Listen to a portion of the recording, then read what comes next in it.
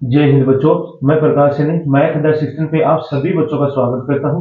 बच्चों आज हम कक्षा 10 का मॉडल पेपर 3 के बारे में अध्ययन करेंगे। बच्चों इस मॉडल पेपर 3 के हमने 15 तक के क्वेश्चन पिछले वीडियो में कर लिए थे, जो सभी आपको अच्छे से समझ में आए होंगे। तो बच्चों आज हम क्वेश्चन नंबर 16 से स्टार्ट करेंगे। तो क्वेश्चन नंबर 16 से स्टार्ट करने से पहले आप सभी से निवेदन है कि आप मैथ अंडर 16 के चैनल को सभी बच्चे सब्सक्राइब कर लेंगे, शेयर करेंगे, लाइक करेंगे और कमेंट करेंगे।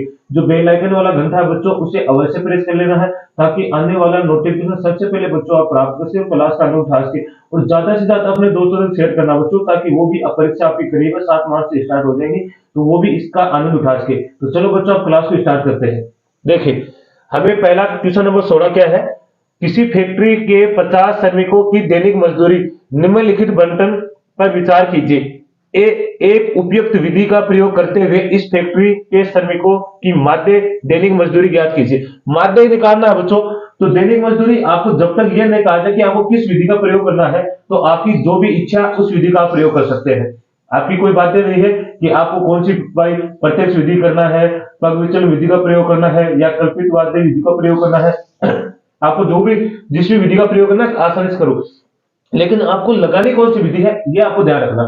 देखो बच्चों जब आपका जो वर्ग अंतराल है उनमें संख्या अगर बड़ी है, तो आपको मेरे हिसाब से आपको पगविचलन विधि लगानी चाहिए, ताकि आपको जो क्या कैलकुलेशन वो बहुत कम करनी पड़ेगी। और आप अगर आपका जो वर्ग अंतराल में संख्या छोटी है, तो आपको प्रत्यक्ष विधि का प्रयोग करना है, ताकि क्वेश्चन जल्दी हो सके। तो बच्चों इस बात का आपको ध्यान रखना है कि जब वर्ग अंतराल क्या रहे, बड़ा रहे, संख्या बड़ी रहे, तो आपको पगविचलन विधि का प्रयोग करना है, क्योंकि ये विधि क्या करेगी, संख्या को एक छोटी संख्या के रूप में कर देगी, जाके आपको वहां पे क्या आपको वहां पे आपको जो क्या है कैलकुलेशन करने में आपको दिक्कत नहीं होगी। ठीक है, तो और जब तक अगर विधि बोल दी जाती है आपको क्वेश्चन के इस विधि का प्रयोग करो, तो उसी विधि का प्रयोग करना, किसी अन्य विधि का प्रयोग आपको नहीं करना है। तो देखिए अब आपको दैनिक मजदूरी दे रखी है 500 से 520, मतलब देखो वर्ग अंतराल वो बच्चों अधिक है, बड़ी संख्या में, तो हम पगविचलन विधि का प्रयोग ही करेंगे। फिर अब 520 से 540, 540 से ये वाला हो गया। अब श्रमिकों की संख्या दे रखी 12, 14, 8, 6, 10। ठीक है, तो अब जब भी हम स्टार्ट करेंगे तो हम सबसे पहले हम क्या निकालेंगे, यहां से हम निकालेंगे वर्ग चिन्ह, मतलब आपको अक्स बार निकालना है, मतलब अक्साई निकालना आपको, कौन अक्साई। अब अक्साई कैसे निकालते हैं, वर्ग अंतराल बोलते हैं बच्चों, इसे सॉरी वर्ग चिन्ह बोलते हैं। तो वर्ग चिन्ह निकालते तो कैसे निकालते हैं, हम क्या करते हैं, वर्ग अंतराल को निम्न सीमा उस सीमा को जोड़ते हैं और उसमें किसका भाग लगाते हैं, 2 का। कहने का मतलब ये हुआ कि जैसे ये वाली हमारी निम्न सीमा है और ये वाली हमारी उच्च सीमा है, दोनों को जोड़ेंगे, 2 का क्या लगा देंगे, भाग। तो 1020 हो गया कि ये वाला, और 1020 में आप भाग लगाओगे तो कितना आएगा, 510। कितना आएगा बच्चों, 510। तो इसका मतलब यहां सबसे पहले कितना आएगा आपके, 510। देखो हर 500 और 500 हजार, 1020 कितना, 1020। 1020 में आप 2 का भाग लोगे तो कितना आएगा, 510। अब बस एक ही निकालना, बाकी आपको क्या देखना है कि इनके बीच में अंतराल कितने का चल रहा है बच्चों, 20। इनके बीच में कितना का 20, तो आपको 20 जोड़ते चलना है, तो ये हो जाएगा 530। फिर 20 जोड़ो कितना हो जाएगा, 550। फिर 20 जोड़ोगे कितना हो जाएगा, 570। फिर 20 जोड़ोगे कितना होगा, 590। देखो 10 के बाद में 510 में 20 जोड़ा, 530, 550, 570, 590, क्योंकि जो हमारा अंतराल चल रहा है इनके बीच में कितने का, 20 का है, तो आप 20 जोड़ते चलना। अब आपको देखो बच्चों, अब आपको क्या मानना है, क्या कल्पित माध्य, मतलब कल्पित मानना। कल्पित माध्य आप मानोगे तो यहाँ से ए का मान जो मानते हैं ना, वो कैसे मानेंगे, देखो बच्चों आपको ऊपर की 2 संख्या छोड़ के नहीं मानना, इन 2 संख्या को छोड़ दो, बाकी जो नीचे की संख्या है ना उनमें से आपको कोई भी, अब जैसे तीनों ही तीनों में से कोई भी संख्या मान सकते हो। जैसे मैं मान लू कि भाई मैंने 570 मान लिया, ए का मान, क्या बोलते हैं, ए का मान, इसको क्या बोलते हैं हम मान, इसको किस नाम से जानते हैं बच्चों, हम कल्पित के नाम से, कल्पित माध्य के नाम से जानते हैं, जिसको ए मानते हैं। तो यहां से जब ए निकालेंगे तो उसके बाद हमें क्या निकालना पड़ेगा, ए। अब आपके कल्पित माध्य आ गया आपको, क्योंकि हम तो पगविचलन विधि का प्रयोग कर रहे हैं, तो उसके बाद में आपको निकालना पड़ेगा डी। क्या निकालना पड़ेगा, डी बच्चों। तो डी निकालने के लिए हम किसका कैसे प्रयोग करते हैं, तो डी बराबर क्या होता है बच्चों, आपको वर्ग अंतराल, मतलब जो वर्ग चिन्ह है आपका, इसमें से आपको कल्पित को घटा देना है, ए का मान घटा देता है आसानी से। देखो 510 आपने ये माना। अब देखो बच्चों एक चीज का आपको ध्यान रखना है, जैसे 570 माना आपने, यहां से देखो 510, फिर कितना आएगा, इधर आएगा 530, फिर आएगा 550, फिर आएगा 570, फिर 590। इसमें से क्या घटाना आपका, ए का मान कितना घटाना, 570। फिर कितना घटाना, 570। फिर कितना घटाना 570, फिर कितना घटाना 570, फिर 570। अब देखो 510, 500 में से 500 गया 500, यहां से 70 में से 10 गया, कितना का माइनस के 60 बचेंगे बच्चों। कितने बचेंगे? माइनस के 60। यहां से कितने बचेंगे? देखो माइनस के, तो माइनस के 40। यहां कितने बचेंगे? माइनस के 20। यहां कितने बचेंगे? 0। और यहां कितना बचेगा? 20। कितना बचेगा? 20। तो आपको एक बार इसको वैसे लिख लेते हैं, क्योंकि इसमें देखो आ नहीं रहा है, तो मैं आपको बता दिया कि इस तरह आपको घटाना है। तो जैसे आपको मैंने बताया कि इस तरह आपको घटाना है, तो अब देखिए मैं थोड़ा साइड में बता देता हूं ताकि आपको दिक्कत नहीं। ये क्वेश्चन आपको याद रखना, 15 नंबर की प्रश्नावली है ये, तो आपको 15 नंबर इसी में ऐसे कैसे प्राप्त करने हैं। तो यहां से देखो 510 में से आपको घटाना है 570, तो कितना बचेगा बच्चों आपके पास? माइनस के 60। कितने बचेंगे? माइनस के 60। अब 530 में से आपको घटाने हैं 570, तो आपके पास बचेंगे माइनस के 40। कितने बचेंगे? माइनस के 40। 550 में से आपको घटाने 570, तो बचेंगे माइनस के 20। कितने बचेंगे? माइनस के 20। 570 में से 570 घटाओगे तो कितना आएगा? 0। 590 में से 570 घटाओगे तो आपके पास कितना आएगा? 20। कितना आएगा बच्चों? 20। ये वाला आ गया। अब उसके बाद में हमें क्या निकालना है बच्चों? यू निकालना है, यू आई, क्योंकि हमें पग विचलन विधि में उसी का प्रयोग करना पड़ेगा। तो उसके बाद में आता है यू, बहुत ही छोटी है। अब यू निकालना है आपको, तो देखिए यू कैसे निकालते हैं? यू आई, यू आई देखो बच्चों क्या निकालना है। जब भी एक बार इसको मैं पूरा ही लिख देता हूं ताकि आपको अच्छे से समझ में आ जाए। तो जैसे हम यू आई निकालते हैं, अब यू आई निकालोगे तो आपको क्या करना है? डी में किसका भाग लगा देना? एच का। जो डी वाला मान है उसमें किसका भाग लगाना है आपको? एच का भाग। एच, अब कहोगे सर एच क्या होता है? तो एच देखो ये इनका वर्ग अंतराल में कितने का अंतर है, ये होता है हमारा एच। तो इसमें भाग लगाइए। तो यहां भी आपको क्या करना है? 60 में किसका भाग लगाना है? 20 का, तो कितना आ जाएगा? 3। फिर यहां भी 40 में किसका भाग लगाना है? 20 का, तो कितना आ जाएगा? 2। यहां 20 में किसका भाग लगाओ? 20 का, तो कितना आ जाएगा? माइनस का 1। 0 में आपको 20 का भाग लगाना है 0, और 20 में 20 का भाग लगाओ तो कितना आ जाएगा? 1। कोई दिक्कत है? या तो किसको दिक्कत नहीं है? उसके बाद में आपको निकालना है क्या?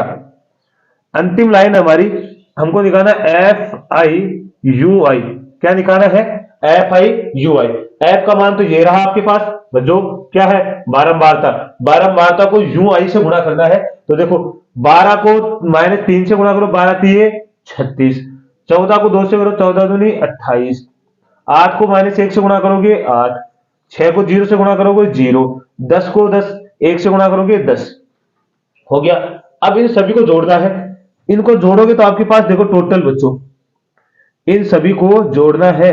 तो यहां तक एक बार स्क्रीनशॉट ले लीजिए आप। मैं देखता हूं आपको सभी को अच्छे से सही दिखाई दे रहा है क्या? बिल्कुल दिखाई दे रहा है। तो यहां से हमें क्या करेंगे? एकदम साफ तरीके से देखो, यह हमें चाहिए सिग्मा एफ आई यू आई चाहिए। तो यू आई देखो पहले इन टोटल कर लो, इनको कितने हैं ये टोटल? 36। 36 और 8 कितने होते हैं बच्चों? 36 और 8 44। 44 और 28 कितने होते हैं? 44 और 28 कितने होते हैं? 12 का 2 असल की 1 6 और 1 7 72। अब माइनस के कितने हो गए? ये तो माइनस के 72। माइनस के 72 में से कितना निकालने हैं आपको? 10। माइनस के 72 में से प्लस के 10 नहीं, ये वाले ये निकाले तो आपके पास कितने बचेंगे? माइनस के 62। कितने बचेंगे? माइनस के 62। उसके बाद में आपको यहां निकालना है सिग्मा एफ आई। सिग्मा एफ आई निकालोगे तो कितना हो जाएगा? 12। 12 8 कितने होते हैं? 20। 20 और 10 कितने हो गए? 30। 30 और 14 कितने हो गए बच्चों? 44 से ये कितने हो गए? 6 50। तो टोटल कितने आपके पास? 50 है। 10 20 और 30, 30 हो गया ये वाला 40, 40 से 50, तो ये हो गया 50। अब आपको देखो, अब विधि को आप अच्छे से जानते हो, कौन सी होती है? पग विचलन विधि। पग विचलन विधि, तो वो वाली क्या होती है बच्चों? X bar A plus sigma F I U I बटे सिग्मा एफ आई कोष्टक बंद गुणा में एच। ये वाली हमारी वो विधि होती है। तो इसमें कोई दिक्कत है आपको? अब आसानी से हम कर सकते हैं। अब देखो यहां से आपके पास सभी मान है। एक्स बार ए का मान आपके पास देखो ये रहा, ए का मान आपके पास कितना है? 570। इस सिग्मा एफ आई यू आई का मान आपके पास कितना? माइनस के, सॉरी यहां बराबर नहीं प्लस आएगा, कितना है? माइनस के 62। और टोटल कितना आपके पास? एफ आई का मान मतलब बारंबारता कितनी है? 50। और गुणा में एच का मान कितना आपके पास? 20। एच का मान वर्ग अंतराल है ना हमारा 20।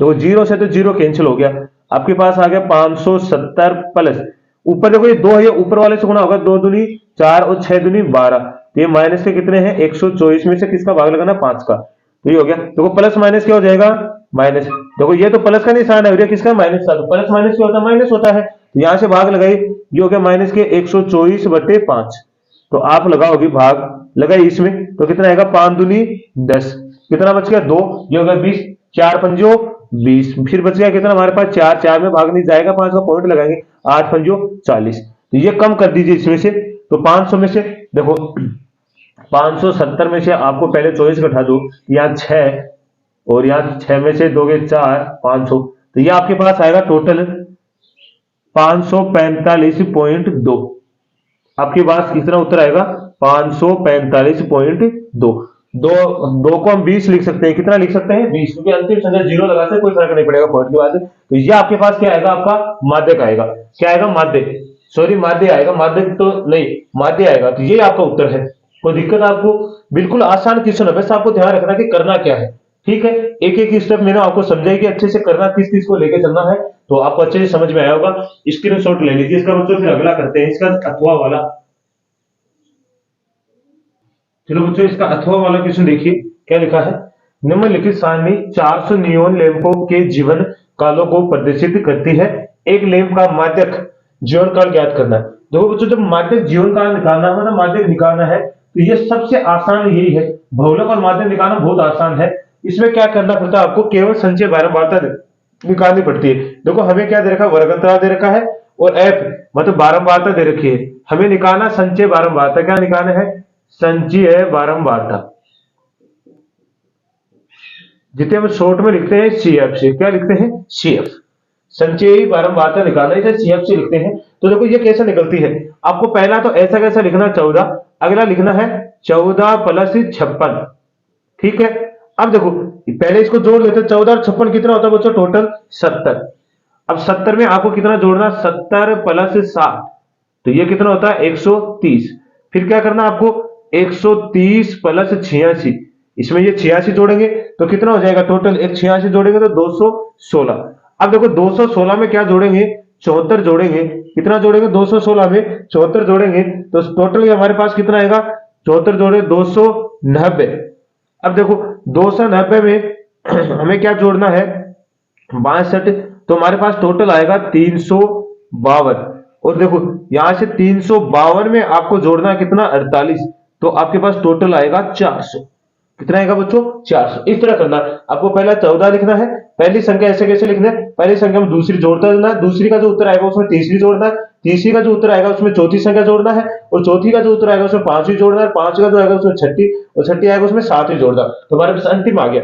अब जो ये 400 आया है ये हमारे पास एन का मान है 400, किसका है 400, आप लिखोगे एन बटे 2 बराबर क्या लिखोगे 400/2, तो हमारे पास कितना आ गया 200। हमारी देखो अब हमारे पास जो बारंबारता माध्यक है, बारंबारता के रूप में हम लेंगे 200, इस 200 को हम कैसे लेंगे, देखो 200 इस संचय बारंबारता में देखो 200 ये तो 130 है तो इसमें तो आएगा नहीं, 216 है तो इसका मतलब 200 किसके अंदर आएगा इस वाले अंतराल के अंदर आएगा।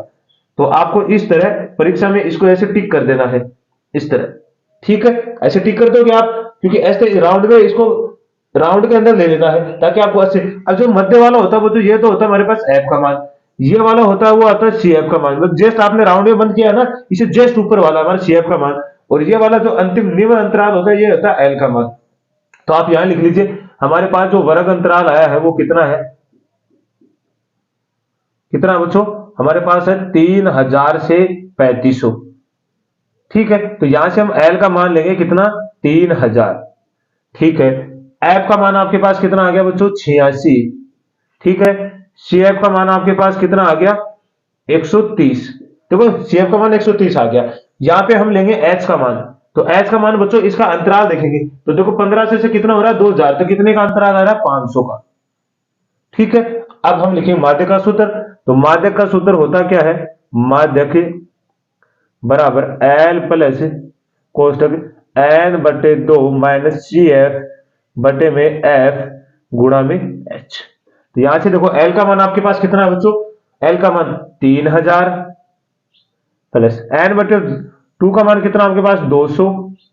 CF CF कितना आपके पास, यहां पे देखो CF कितना लिखा हमने 130, और यहां से F का मान है 86 और H का मान है 500, तो आपके पास आएगा 3000। ठीक है, यहां से कितना बचेगा 70, 200 में से 30 जाएगा 70, तो यह आएगा 70 गुणा 500 बटे में 86, तो यहां से आपके पास आएगा 3000 प्लस, इसको गुणा कर लो तो ये हो गया कितना 35,000। 35,000 में अगर आप 86 का भाग लगा तो 35,000 में किसका भाग लगाओ 86 का बच्चों, तो आपके पास टोटल आएगा 3000 प्लस भाग लगाओगे तो 406, कितना आएगा लगभग 406.98, ये लगभग में आएगा। देखो 400 आप लिख सकते हो, आगे देखो 9.8 मैंने लगभग में लिखा, बाकी और आगे लिखाओगे ना भाग लगाओगे तो आगे तक भाग जाएगा, तो आपको लगभग में लिखिएगा। तो टोटल कितना हो जाएगा आपके पास, तो आपके पास आएगा 3406.98, तो ये आएगा आपका लगभग में, लगभग इसको आप लिख सकते हो लगभग में उत्तर आएगा। ये किसका माध्यक, तो इस तरह आपको उत्तर आएगा, क्योंकि मैंने कैलकुलेशन पहले से कर रखी है बच्चों, तो इसलिए मैंने डायरेक्ट 3500 में 86 का बताओ 406.98 आ गया, मतलब लगभग में, इसको मैंने लिख दिया। तो ये आपके उत्तर है। आपको सबसे पहले क्या करना है, आपको ऊपर वाला जो आपकी क्या बारंबार, तो उसकी संख्या को पहले कैसे कैसे लिखना, पहले में दूसरी जोड़ना है, दूसरी में तीसरी, तीसरी में चौथी, चौथी में पांचवी, पांचवी में छठी, छठी में सातवीं। अब जो अंतिम संख्या आती है बच्चों ये वाली आपके पास जो अंतिम संख्या आती है वही आपका क्या होता है, किसका मान होता है, n का मान होता है। n बटे 2 करना आपको, उसमें से 2 का भाग लेना, कितना आएगा 200। अब जो 200 आता है उसी 200 से हम क्या करेंगे, जो हमारे संचय बारंबारता उसमें देखेंगे कि हमारी संचय बारंबारता 200 वाली कौन सी है, तो 200 वाली संचय बारंबारता को हम क्या करेंगे राउंड के अंदर लेंगे। तो देखो ये संचय बारंबारता, इसमें देखेंगे जो हमारा 200 के लगभग में आ रहा है, तो लगभग में, या देखो ये 130 तो छोटा है, 216 इसका मतलब इसी में आ रहा है 200, तो इसमें हम राउंड बना देंगे इस तरह। इस राउंड के अंदर जो जो आएगा, इस राउंड से संचय बारंबारता जिसमें हमने राउंड को लिया, उस राउंड से ऊपर वाला हमारा CF का मान संचय बारंबारता होगी, इस राउंड के मध्य वाला जो बारंबारता उसके बीच वाला F का मान, अंतिम मतलब निम्न जो निम्न अंतराल होगा हमारा, वो हमारा किसका मान होगा, L का मान। बाकी H का मान आपको पता है, इनके बीच का जो अंतराल आएगा, जैसे 500 है तो ये अंतराल कैसे आपका आएगा H का मान। ठीक है, अब यहाँ पे रखना है और उत्तर निकालना है, तो आप सभी को समझ में आया होगा, तो इसका भी स्क्रीनशॉट ले लीजिए आप। चलो बच्चों अगला क्वेश्चन देखिए। चलो बच्चों अगला क्वेश्चन देखिए, क्वेश्चन नंबर 17। क्या लिखा, 8 के प्रथम 15 गुणजों का योगफल ज्ञात कीजिए। आपको पूछा गया जो 8 गुणज, गुणज का मतलब होता है बच्चों जो 8 के पहाड़े में आने वाले सभी उसके क्या कहलाते हैं, गुणज कहलाते हैं। ये बात आपको ध्यान रखना, गुणज अगर आपको वैसे याद नहीं है तो आपको याद रखना जो 8 के पहाड़े में आते हैं वो सभी के सभी क्या होते हैं, उसके गुणज होते हैं। ठीक है, दूसरा क्वेश्चन मैथ्स देगा, किसी एपी का 17वां पद उसके 10वें पद से 7 अधिक है, तो इसका सार्वंतर ज्ञात करना है। तो सबसे हम पहले से स्टार्ट करते हैं, तो हम पहले को लिखेंगे 8 के प्रथम 15 गुणज, तो आपको लिखोगे 8 के गुणज, 8 के गुणज। तो बच्चों 8 के गुणज में जब एपी आपको प्राप्त होगी, क्या एपी प्राप्त होगी, तो देखो क्या प्राप्त होगी आपको एपी, 8 1 8, 8 2 16, 8 3 24, 8 चौक 32, डॉट डॉट अंतिम कितने पदों का है आपके पास, 15 पदों का, 15 पदों तक आपको 15 पदों तक निकालना है। इसका मतलब यहां से आपके पास क्या होगा बच्चा, आपके पास यहां क्या होगा बच्चों कि ए का मान आपके पास कितना हो जाएगा 8, डी का मान कितना आएगा 16, दूसरे पद में से पहला पद घटाना। देखो ये तो हमारा होता है A1, ये होता है A2, ये A3, A4। तो आपको क्या करना है, जब भी आपको डी का मान निकालना है तो दूसरे पद में से आपको पहला पद घटा देना है। तो 16 माइनस कितना हो जाएंगे 8, तो आपके पास कितना आएगा 8, सॉरी कितना आएगा 8। अब 15 पदों का पूछा तो आपको टोटल कितने पद बोले बच्चों, उसने 15 बोले हैं, तो इसका मतलब आपको याद रखना है ये n का मान कितना हो गया 15।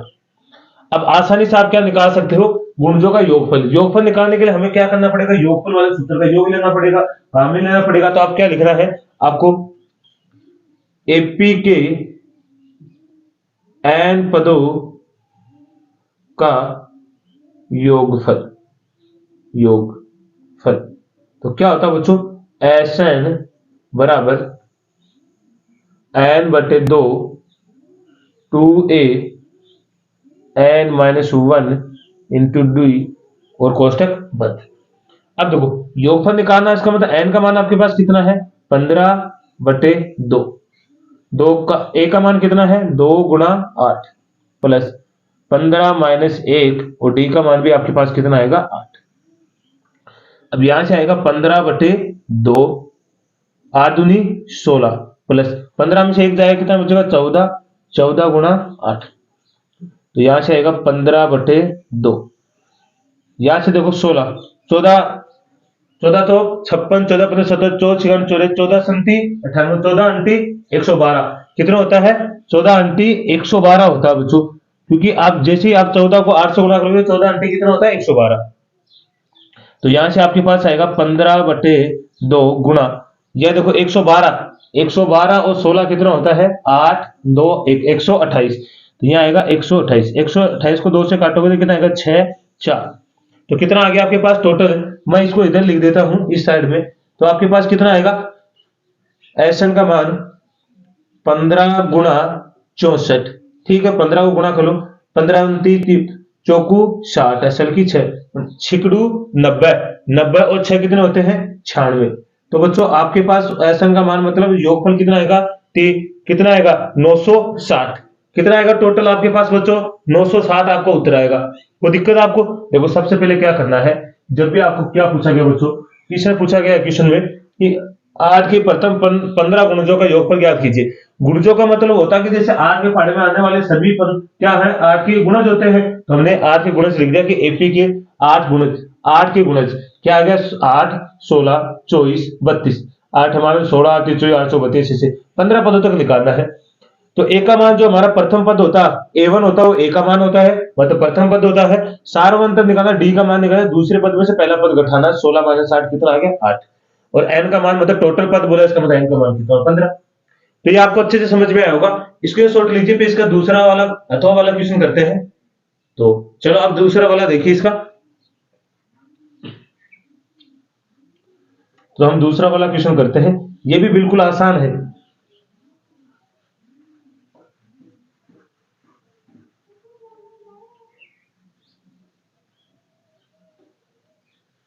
तो चलिए देखिए क्या लिखा है, किसी एपी का 17वां पद उसके 10वें पद से कितना अधिक है 7 अधिक है तो सार्वंतर ज्ञात कीजिए।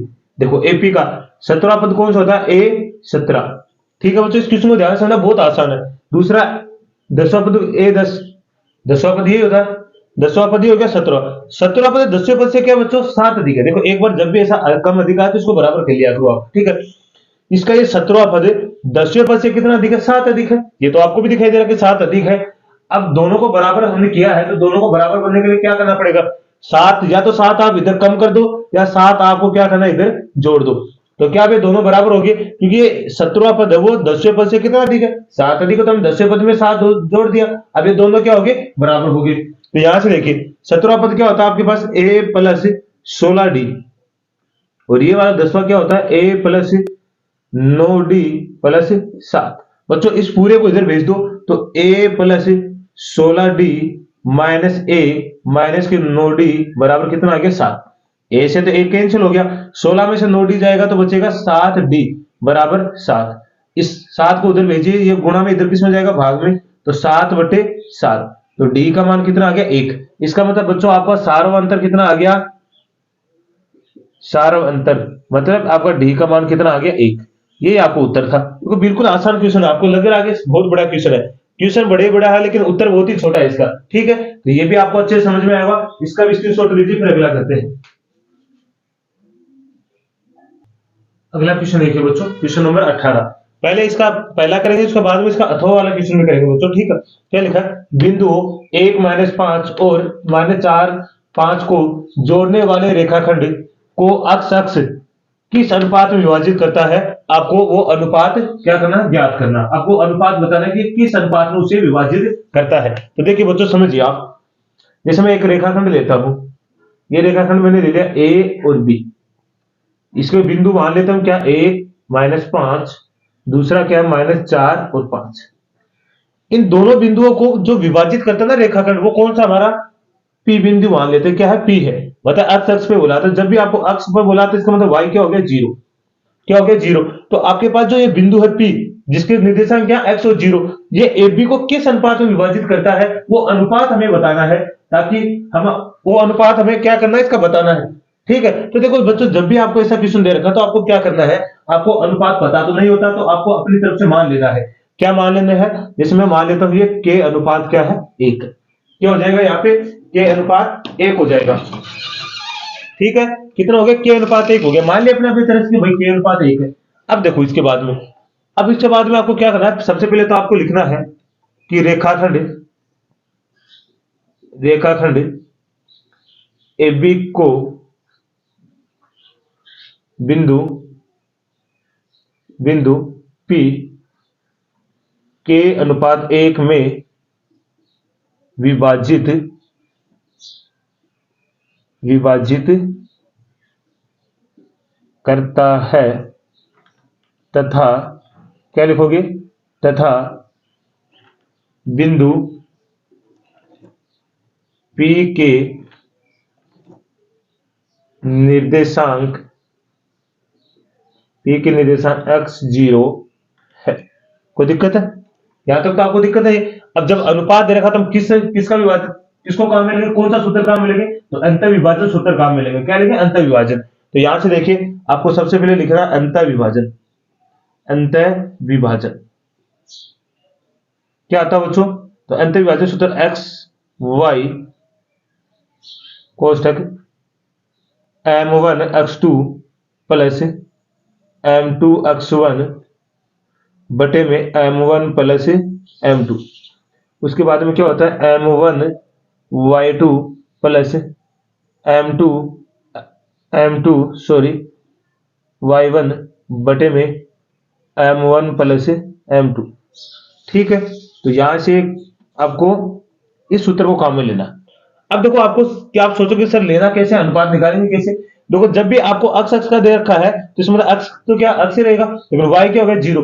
आपको जीरो वाला लेना, मतलब y वाला मान लेके क्या निकाला, अनुपात निकाला, तभी यहां से आएगा। तो यहां से आप देखो, मैं y वाला सूत्र काम लेता हूं, y बराबर क्या आएगा, m1 y2 plus m2 y1 बटे में आपको लेना m1 प्लस m2। अब ये तो देखो m1 हो गया और ये हो गया m2। तो यहां से आपको क्या करना है, अब देखो y का मान यहां से आपको देखो, ये तो x है, ये y है, ये होता है x1, ये होता है y1, ये x2 और ये होता है y2। तो यहां से आपके पास y का मान क्या है, 0।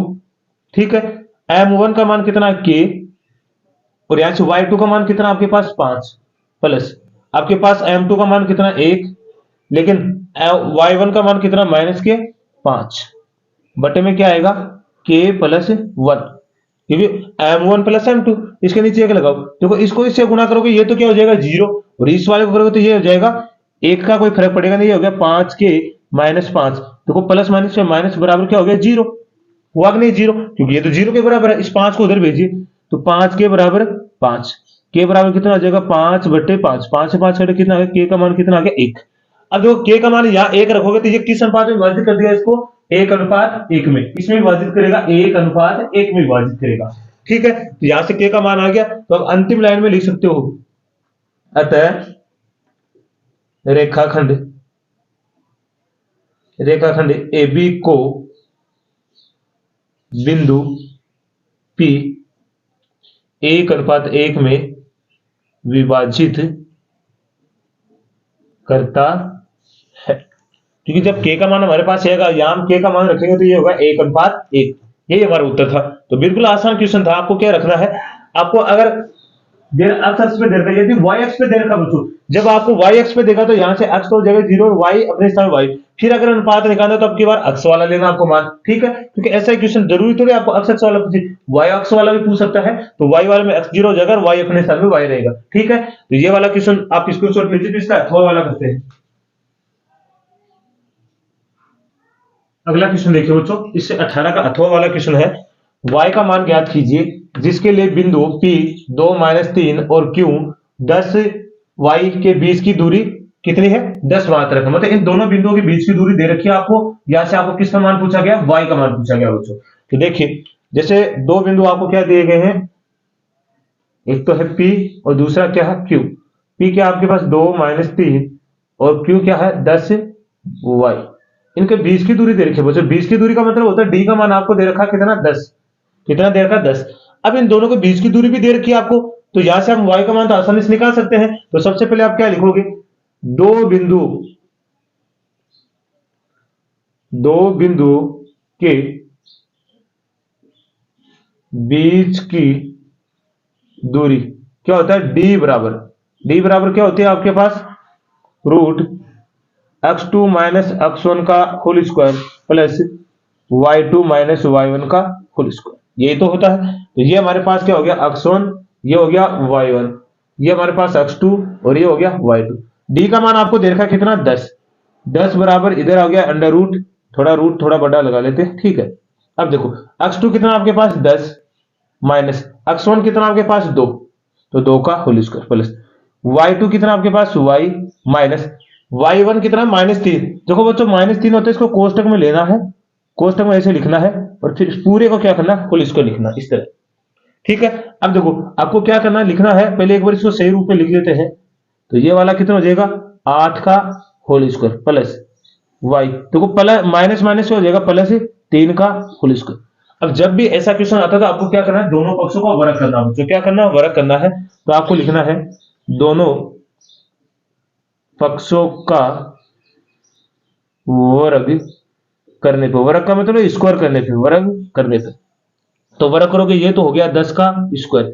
और बच्चों इसका वर्ग करोगे तो वर्ग से देखो स्क्वायर करोगे तो ये स्क्वायर से रूट क्या हो जाता है, हट जाता है। तो यहां से आपके पास बचेगा 8 का स्क्वायर प्लस y प्लस 3 का होल स्क्वायर, ठीक है, ये वाला बचेगा। इधर कर लेते हैं इस क्वेश्चन को। तो देखो अब इसमें कौन सा सूत्र लग रहा है, a प्लस बी। तो सबसे पहले आपको परीक्षा में लिख के देना है कि a प्लस बी का होल स्क्वायर क्या होता है, a square plus 2ab plus b square. तो 10 का स्क्वायर कितना होता है बच्चों 100, 8 का कितना होता है 64। जरा इसको खोलिए तो यहाँ a का स्क्वायर मतलब y का स्क्वायर प्लस 2, 2 गुना क्या होगा a गुना b, मतलब आपके पास आएगा y गुना 3 प्लस 3 का होल स्क्वायर। तो यहां से आएगा 100, यहां आएगा 64 प्लस y का स्क्वायर, 3 दूनी बच्चों कितना हो गया 6y प्लस 9, 9 और 6 कितना होता है, सॉरी 64 और 9 कितना होता है बच्चों 73, कितना होता है 73। तो ये हो गया 100 बराबर 73 plus Y square plus 6y, 73 को इधर भेज दीजिए तो क्या होगा वाई स्क्वायर प्लस 6y बराबर 100 माइनस के 73। तो ये होगा वाई स्क्वायर प्लस 6y बराबर 27, कितना आ गया 27। तो ये हमारे पास बन गया द्विघात समीकरण। अब द्विघात समीकरण बन गया तो हम आसानी से क्या निकाल सकते हैं, यहाँ से y का मान। एक बार आप यहां तक स्क्रीनशॉट ले लीजिए, फिर आगे हल करते हैं इसको। यहां तक तो कोई दिक्कत नहीं है आपको। तो चलो अब मैं इसको मिटा देता हूं, केवल हमें समीकरण रखना है, बाकी मैं सारे क्वेश्चन को इधर से मिटा देता हूं। देखिए इधर से आपके पास क्या आया है, तो इसको इस y को इधर ले आए तो क्या होगा, सॉरी इस 27 को, ये होगा Y square plus 6y minus के 27 बराबर 0। अब देखो आपको प्रथम या देखो इससे गुणा में कुछ नहीं तो एक ले लेना, आपको देखो प्रथम और अंतिम को गुणा करना है। तो एक को 27 से गुणा करोगे कितना आएगा 27। अब इस 27 के ऐसे टुकड़े करने हैं बच्चों कि जोड़े तो आपके पास कितना है प्लस 6y और गुणा करें तो वापस कितना आ जाए माइनस के 27, क्योंकि देखो माइनस के 27 है तो माइनस के 27 आ जाएगी, ठीक है। तो इसका मतलब देखो 9 गुणा 3 कितना होता है बच्चों 27 होता है। अब जोड़ो जरा इसे, 9 प्लस 3 कितना होता है 12, तो 12 तो चाहिए नहीं, तो यहां से आप करो 9 माइनस 3 कितना होता है 6, आपको 6 ही तो चाहिए। और देखो गुणा कीजिए, 9 को -3 से गुणा करोगे तो कितना आएगा माइनस के 27। अब देखो इससे गुणा में क्या है y, तो यहां भी आप y लगा दो, यहां भी y और यहां भी y। तो इस 6y के स्थान पे 9y माइनस क्या चल जाएगा 3y, तो ये हो जाएगा y square plus 9y minus 3y minus के 27 बराबर 0। अब यहाँ से दो दो के जोड़े बना लो, ये दो दो के जोड़े होगी। यहाँ से देखो क्या कॉमन आ रहा है y, तो y है कॉमन आ रहा है, तो यहाँ से आप y का भाग यहाँ लगाओ, y का यहाँ, एक y से एक y कट गया, यहाँ से ये y कट गया, तो यहाँ से y प्लस 9। यहाँ देखो आपको क्या कॉमन दिखाई दे रहा है, यहाँ पे माइनस के 3।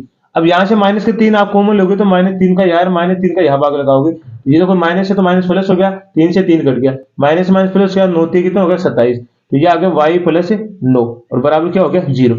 अब देखो ये दोनों क्या होने चाहिए, सेम होना चाहिए, गुणनखंड कर रहे हो तो आप, तो यहाँ से दोनों कॉमन है, y प्लस 9 बाहर लोगे तो यहाँ तो बचेगा y और यहाँ क्या बचेगा -3 बराबर 0। तो यदि आप लिखोगे कि y प्लस 9 बराबर 0 या फिर क्या होगा y -3 बराबर 0, ठीक है। तो मैं इधर लिख देता हूं अब देखो बच्चों, अगर ये y बराबर ये 0 है तो यहाँ क्या आएगा, y बराबर माइनस के 9। अगर ये 0 के बराबर है तो y बराबर कितना आएगा, 3। ठीक है, तो अतः आप लिख सकते हो कि अतः अतः y के मान क्या होंगे आपके पास, -9, सॉरी -9 व 3 होंगे। बस ये आपका उत्तर है, क्योंकि आपने गुणनखंड किया, वहां से आपके पास उत्तर आ गए। तो बिल्कुल आसान है गुणनखंड, तो आपको मैंने पिछले वीडियो में अच्छे से सिखा दिया कि गुणनखंड कैसे निकालते हैं, और फिर भी मैंने आपको लगभग बता ही दिया है। बाकी अगर आपको कोई दिक्कत है तो पिछला वीडियो आपको अवश्य देखना है, क्योंकि अब आपके एकदम 7 मार्च से स्टार्ट हो जाएंगे। तो यहाँ से देखिए, इसका भी स्क्रीनशॉट ले लीजिए, फिर अगला क्वेश्चन हम करते हैं। अगला क्वेश्चन देखिए बच्चों, क्या है, क्वेश्चन नंबर 19। तो ध्यान से देखना है, ये वेरी वेरी मोस्ट क्वेश्चन है आपके बोर्ड क्लास के लिए। तो इसको ध्यान से क्वेश्चन को देखना है। क्या लिखा है, दो सकेंद्रीय वर्तों की त्रिज्या 5 सेंटीमीटर तथा 3 सेंटीमीटर है। बड़े वर्त की उस जीवा की लंबाई ज्ञात करनी है।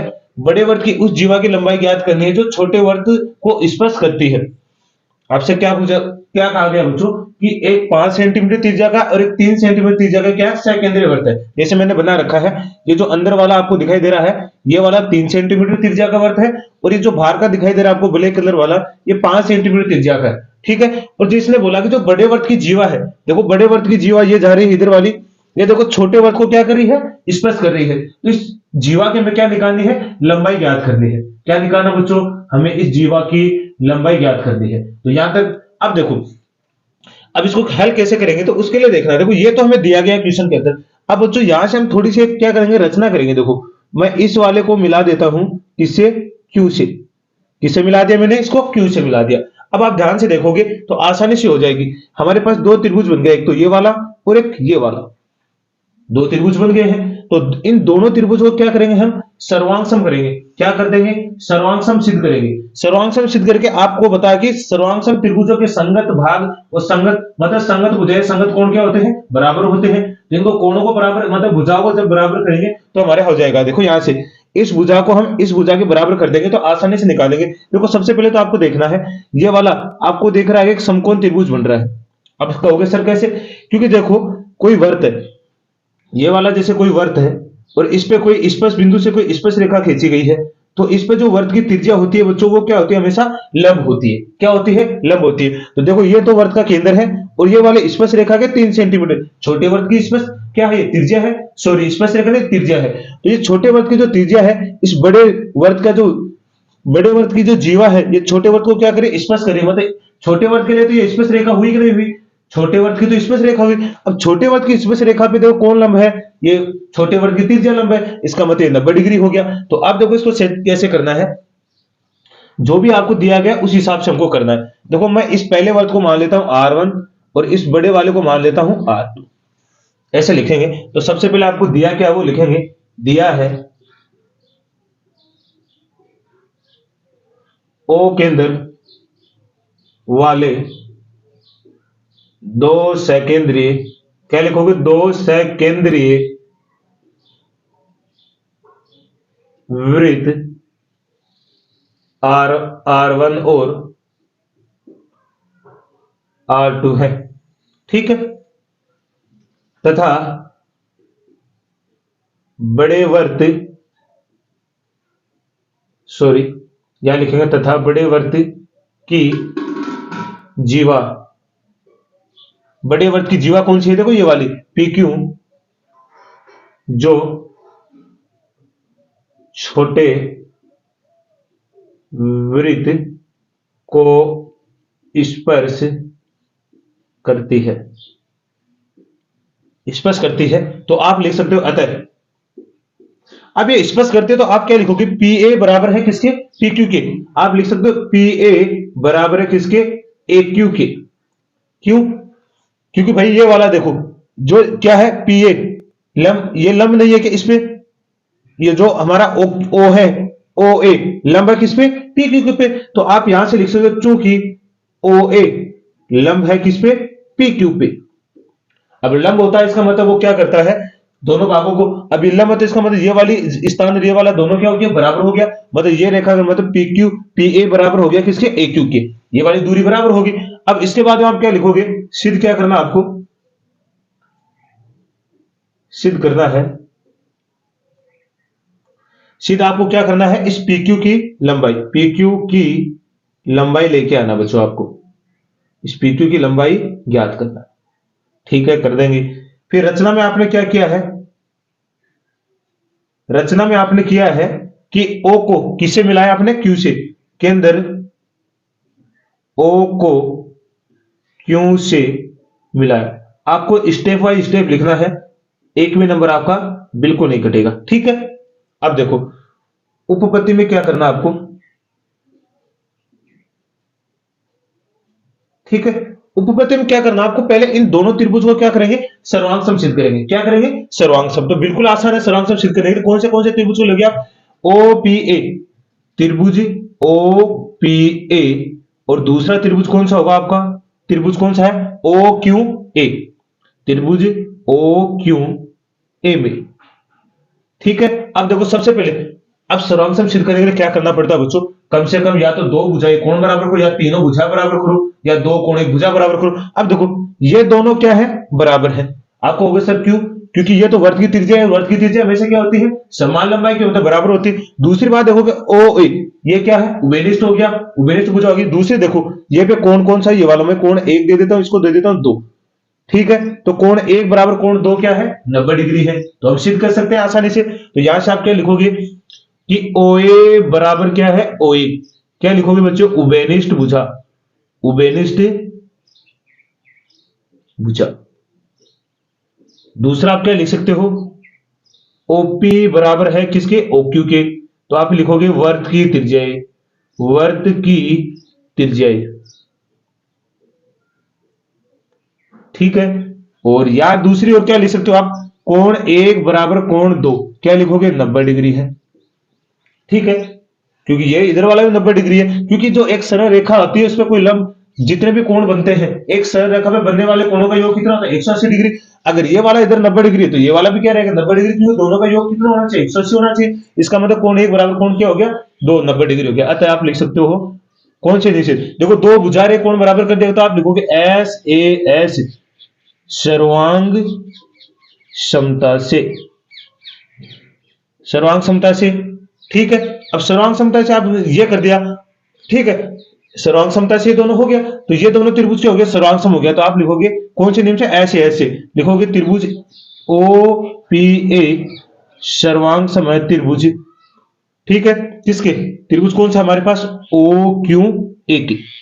ठीक है बच्चों, यहां तक हो गया। अब देखो एक बात याद रखना, अब जो ये बात हमने लिखी है, हमने यहां तो लिखी दी है इसको, और हम यहां भी तो सिद्ध कर सकते हैं ना।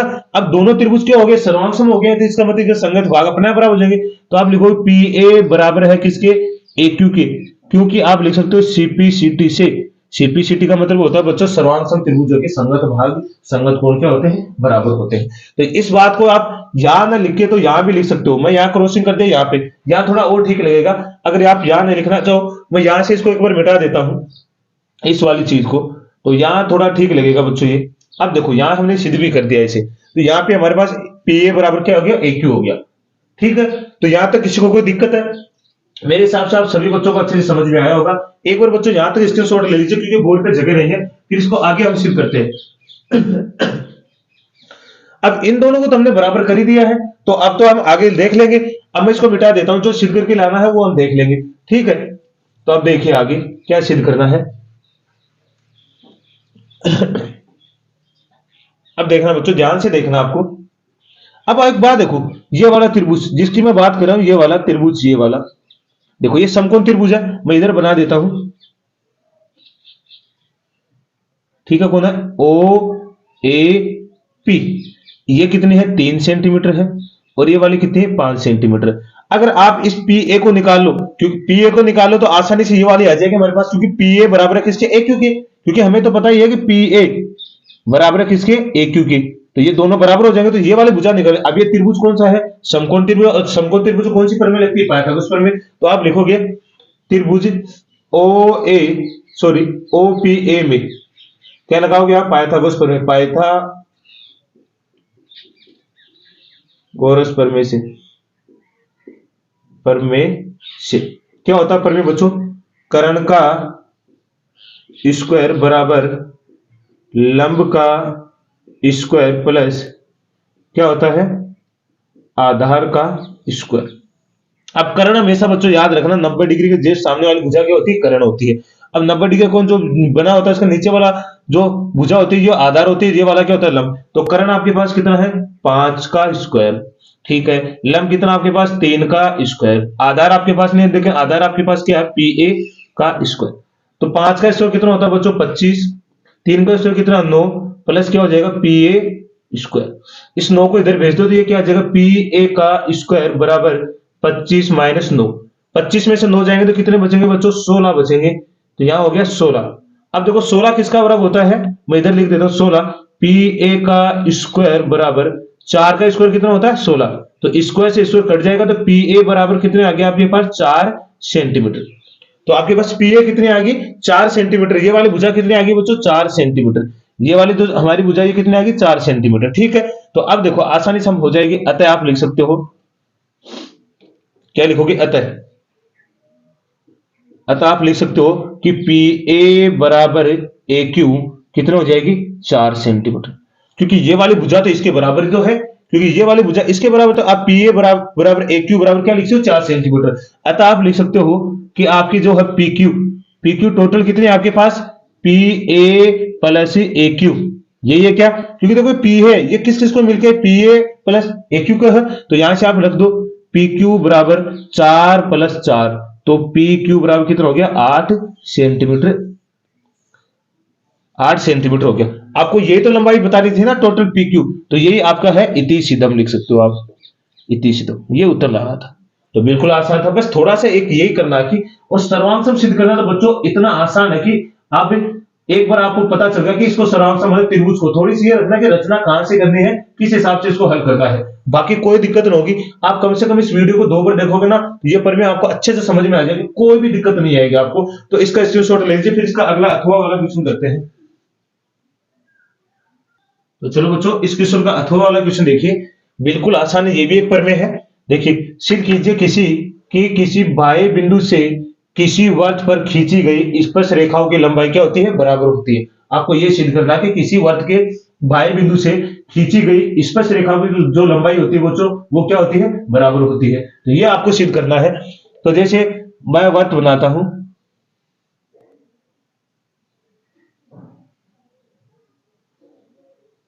ये एक वर्त हो गया, और ये वाला मानते हैं इसका केंद्र क्या है, केंद्र मान लेते हैं। देखो इसका बाह्य बिंदु ये मान लेते हैं हम P, ठीक है। इस बाह्य बिंदु से 2 स्पर्श रेखाएं खींची गई हैं, ये वाली, ठीक है। ये A है और ये मैं मान लेता हूं Q है, P है, सॉरी B है, ठीक है। अब आपको क्या करना बच्चों, इन दोनों स्पर्श रेखाओं की लंबाई है वो बराबर है, ये हमें सिद्ध करना है। तो मैं इस वाले को इससे मिला देता हूं, एक रचना कर देता हूं, और इसको मैं इससे मिला देता हूं, ठीक है। अब देखो इसको दोनों को हम क्या करना है, हमें बराबर सिद्ध करना है। इसका मतलब यहां से मैं एक रचना और करता हूं, आपको इसको रचना करते हैं आपको समझ में आ जाएगा कि मैंने क्यों किया ये सब। अब देखो बच्चों, ये इसमें 2 त्रिभुज बन गए हैं, और वही काम अभी अभी पीछे पर में क्या वही काम कर रहे हैं। दोनों त्रिभुज को क्या करना है, सर्वांगसम सिद्ध करना है। जब ये सर्वांगसम हो जाएंगे तो ये संगत भाग संगत भुजाएं, तो अपने आप संगत कोण संगत भुजाएं अपने आप बराबर हो जाएंगे। इसका मतलब आपको ये वाला और ये वाला त्रिभुज दोनों को क्या करना है, सर्वांगसम करना है, ठीक है। अब एक बात और देखना बच्चों, जैसे मैं आपको समझाता हूं, एक एक चीज समझाऊंगा आपको। जैसे मान लो एक त्रिभुज हमारे पास A B और C, और मैंने कोई लंब डाला, जैसे मान लो मैंने इस BC पे कोई लंब डाला, जैसे कौन सा हो गया AD। अब जैसे आपने लंब डाला है तो जो AD है ये क्या काम करता है, इसको A को क्या करता है, समद्विभाजित करता है, मतलब 2 बराबर भागों में क्या कर देता है, विभाजित कर देता है। इसका मतलब इसका ये वाला कोण और ये वाला कोण दोनों क्या हो जाते हैं, मतलब कोण 1 बराबर क्या हो जाता है, कोण 2। क्योंकि जो AD है वो कोण A को क्या करता है, समद्विभाजित करता है, और समद्विभाजित का मतलब होता है समान भागों में विभाजित करना। तो मैंने ये क्यों बताया है, तो ये वाला देखो इसका OP, जो OP ये रेखा मैंने रचना की है, ये इस P को, कोण P को क्या करिए, 2 समान भागों में, मतलब ये वाला कोण और ये वाला कोण, इन दोनों को क्या कहते हैं, बराबर भागों में। मतलब जो कोण 1 और 2 क्या है, बराबर भागों में विभाजित करती है। दूसरी बात आप देखना, एक तो ये हमने सिद्ध कर देंगे, दूसरी बात आप क्या कर दोगे, OP एक विनिष्ठ भुजा होगी, दूसरी और तीसरी बात आप कर दोगे कि दोनों क्या है, बराबर है, क्योंकि त्रिज्या है, और त्रिज्या हमेशा वर्त की क्या होती है, बराबर होती है। तो इसलिए हम क्या सिद्ध कर देंगे कि ये दोनों भुजाएं क्या है, बराबर है। बस आपको मैंने क्वेश्चन तो वैसे ही बता दिया है, बस हमें लिखना ही है। अब इसको लिखना है कि हम लिखेंगे कैसे। अब जैसे परीक्षा में आएगा तो लिखेंगे कैसे वो तो आपको पता होना चाहिए, तो मैं ये बताता हूं। दिया है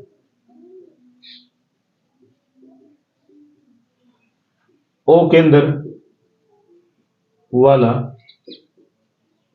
एक वृत्त खींचा, ठीक है, जिसके जिसके बाह्य बिंदु से खींची गई दो स्पर्श रेखाएं क्या है? पीए और पीबी है, ठीक है, ये बात होगी। अब आपको क्या करना है? सिद्ध करना है। सिद्ध करने में आपको क्या करना है बच्चों? सिद्ध करने में आपको करना है कि जो पी ए बराबर है किसके? पीबी के, ये आपको सिद्ध करके लाना है। आपने रचना की है तो रचना लिखिए। आप क्या करोगे? केंद्र ओ से किसको? ए बी और पी को मिलाया, क्योंकि आपने ए को भी मिलाया है, बी को भी मिलाया और किसको मिलाया है? पी को भी मिलाया है, तो ये हमारी रचना होगी। अब उपपत्ति में लिखोगे आप, देखो अब मैंने क्या बताया था उसी तरह से हम करेंगे। त्रिभुज कौन सा लेंगे? ओ ए या ओ पी ए त्रिभुज लोगे आप, त्रिभुज ओ पी ए। और दूसरा त्रिभुज कौन सा लोगे आप? ओ पी, त्रिभुज ओ पी बी में। अब इन दोनों त्रिभुज को क्या करना है? हमें सर्वांग समसिद्ध करना है। वो सर्वांग समसिद्ध कर देंगे तो अपने आप भुजाएं बराबर हो जाएंगी। तो यहां से आप क्या लिख सकते हो? ओपी बराबर ओपी, क्या लिखोगे? उभयनिष्ठ भुजा, क्योंकि ये भुजा दोनों में आ रही है, देखो दोनों के अंदर आ रही है, इसका मतलब उभयनिष्ठ होगी। दूसरी बात आप क्या लिख सकते हो? कोण एक बराबर कोण दो, तो आप लिखोगे चूंकि कोण पी को ओ पी समद्विभाजित करता है, ठीक है, समद्विभाजित करता है। दूसरा आप लिख सकते हो ओ ए बराबर ओ बी, क्यों? तो आप लिख सकते हो वर्त की त्रिज्याएं है, वर्त की त्रिज्याएं है।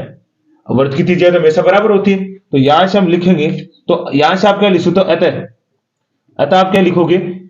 कौन सी? देखो दो तो भुजा बराबर कर दिया आपने, और एक कोण तो आप लिखोगे एस ए एस सर्वांग समता से, सर्वांग समता से। क्या लिख सकते हो आप? सर्वांग समता से लिख सकते हो कि त्रिभुज ओ पी ए सर्वांग समय त्रिभुज ओ पी बी के। अब ये दोनों त्रिभुज क्या है? सर्वांग समय, तो आप लिख सकते हो अतः जब दो त्रिभुज सर्वांग सम होते हैं तो देखो इस त्रिभुज की तो ये वाली भुजा और इस त्रिभुज की ये भुजा क्या हो जाएंगे? बराबर हो जाएंगे। तो लिखोगे पी ए बराबर पी बी, किस नियम से? सीपी सीटी। सीपी सीटी का मतलब होता है सर्वांग सम त्रिभुजों के संगत भाग क्या होते हैं? बराबर होते हैं। अब लिखो, बस यही तो हमें सिद्ध करना था, तो इति सिद्धम। पी ए बराबर, इन दोनों को तो हमें बराबर सिद्ध करना था, देखो तो ये हमने सिद्ध कर दिया सीपीसीटी से, क्योंकि हम दोनों त्रिभुजों को सर्वांग सम सिद्ध करके हमने इसको बता दिया कि सीपीसीटी से दोनों क्या होते हैं? बराबर होते हैं, क्योंकि सर्वांग सम त्रिभुजों के संगत भाग और संगत कोण क्या होते हैं? बराबर होते हैं। इसका यही मतलब होता है, शॉर्ट में इसको ऐसे लिखते हैं, वरना हिंदी तो बहुत बड़ी हो जाएगी, तो इसलिए शॉर्ट में लिखते हैं सीपीसीटी। तो इसका भी स्क्रीनशॉट ले लीजिए। फिर अगला क्वेश्चन करते हैं। तो अगला क्वेश्चन देखिए, क्वेश्चन नंबर 20 क्या लिखा है? पहले क्वेश्चन को पढ़ लेते हैं।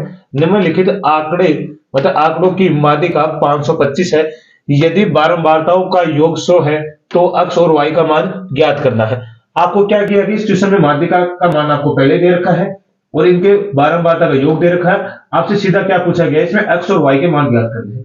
x y को मान ज्ञात करने से पहले बच्चों हमें चाहिए कि संचय बारंबारता क्या निकालना पड़ेगा, क्योंकि माध्यिका निकालेंगे संचय बारंबारता निकालनी पड़ेगी। तो सबसे पहले हम क्या निकालेंगे? जब भी ऐसा क्वेश्चन होता है संचय बारंबारता निकालेंगे। तो देखिए पहले ऐसा कैसा, ये जो पहला हमारी बारंबारता है f का मान, इसमें पहला जो बारंबारता वो ऐसे कैसे लिखेंगे? अब दूसरी बारंबारता पहले वाले में जोड़ेंगे, 5 में 2 जोड़ेंगे तो कितना होगा? 7। अब 7 में x जोड़ेंगे तो कितना होगा? 7 प्लस x। अब 12 जोड़ेंगे इसमें 7 प्लस x में तो कितना हो जाएगा? 19 प्लस x। अब 17 जोड़ेंगे इसमें तो ये कितना होगा बच्चों? 36 प्लस x। 36। अब 20 जोड़ो इसमें तो ये कितना हो जाएगा? 56 प्लस x। y जोड़ोगे तो कितना हो जाएगा 56 प्लस x प्लस y। अब 9 जोड़ोगे तो इसमें 9 जोड़े तो कितना हो जाएगा आपके पास, ये हो जाएगा 65 प्लस x प्लस y। अब 65 में से कितना जोड़ोगे, 7 जोड़ो इसमें, तो 7 जोड़ोगे तो कितना हो जाएगा आपका 72, 72 प्लस x प्लस y। अब इसमें 72 में 4 जोड़ोगे तो कितना होगा 76 प्लस x प्लस y। ठीक है। अब इसने बोला जो बारंबारता का योग है ना, एक बात याद रखना बच्चों, जो बारंबारता का टोटल योग होता है वो इसके बराबर होता है। तो ये बारंबारता का योग हमारे पास कितना 100, तो वो हो जाएगा किसके बराबर, इसके। तो इसका मतलब x प्लस y प्लस 76 बराबर आपको कितना दे रखा है 100। तो इस उधर भेज दो इसे, तो x प्लस वाई बराबर 100 माइनस 76, तो x प्लस वाई बराबर कितना आ जाएगा 24। ये हो जाएगा समीकरण नंबर 1 दे देंगे। अब यहां से हमारे पास जो मान आएगा हम इसमें रख देंगे, समीकरण में जो भी होगा वो हमारे आ जाएगा। दूसरा बात जो अंतिम होता है बारंबारता, ये टोटल हमारे पास n का मान कितना बोला है इसने 100 बोला है। तो इसका मतलब आप लिख सकते हो n/2, तो कितना आएगा 100/2 कितना आ गया 50। ठीक है। अब आपको देखना है जो हमारे n का मान 50 है वो कौन से संचय बारंबारता में, मतलब वर्ग अंतराल और संचय बारंबारता कौन सा लेंगे, तो बच्चों 50 है। ये तो है 36 प्लस x, तो ये तो बहुत छोटा है 50 से, 36 प्लस x क्या बड़ा है, तो हमें लेना है 56, क्योंकि 50 इस 56 वाले के अंदर आएगा। तो आपको इस तरह अंडरलाइन करना है, जो भी इसके अंदर आएगा इस तरह अंडरलाइन कर दी। तो इसे जो आपने अंडरलाइन किया, इससे जस्ट ऊपर वाला तो होता है हमारे संचय बारंबारता, जो मध्य का मान होता है वो f का मान, और जो वर्ग निम्न सीमा होती है वो किसका मान होता है n का मान। तो सबसे पहले आप यहां लिखोगे कि आपकी जो संचय बारंबारता है वो कितनी है, आपकी है 36 प्लस x। ठीक है।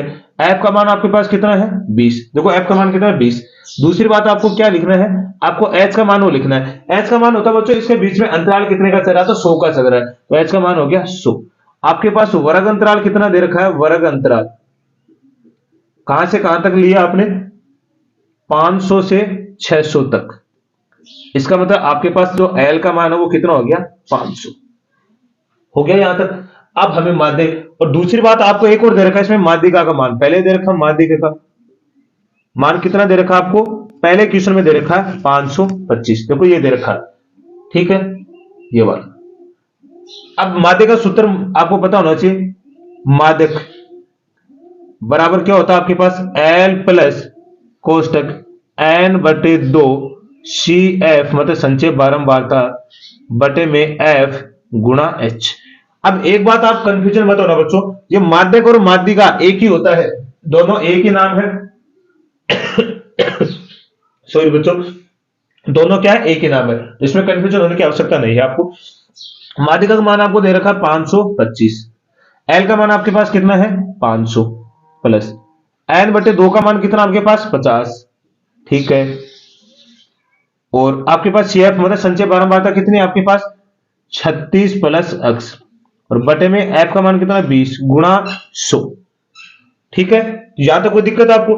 इस 500 को बच्चों देखो प्लस का इधर किसमें आएगा माइनस में, तो ये होगा 525 माइनस 500, इधर क्या हो जाएगा देखो इसको काटोगे 20 से, 20 पंजो कितना हो गया 100। ठीक है, अब देखो अंदर वाला क्या बचेगा आपके पास 50, ये माइनस अंदर जाएगा तो माइनस के 36 माइनस के x गुणा में 5, तो यहां से कितना बचेगा 525 में से 500 जाएंगे तो 25 बराबर, अंदर देखो 50 में से 36 जाएंगे तो कितने बचेंगे 14, कितने बचेंगे यहाँ पे 14 माइनस x गुणा में 5। तो यहां तक किसी को दिक्कत है, देखो बच्चों अब बोर्ड पे आगे जगह नहीं है तो मैं इस वाले इधर वाले को मिटाऊंगा, इस हमारी जो सारणी इसको मिटाऊंगा, तो आप क्या करना है एक बार स्क्रीनशॉट ले लीजिए इसका, ताकि आपको कोई दिक्कत नहीं आए इसमें। ठीक है, तो स्क्रीनशॉट लीजिए। अब मैं इधर वाले को मिटा देता हूं कि अब इस सारणी की तो आवश्यकता है नहीं हमें, तो हम इसको मिटा देते हैं। तो मैं इसको मिटा दिया।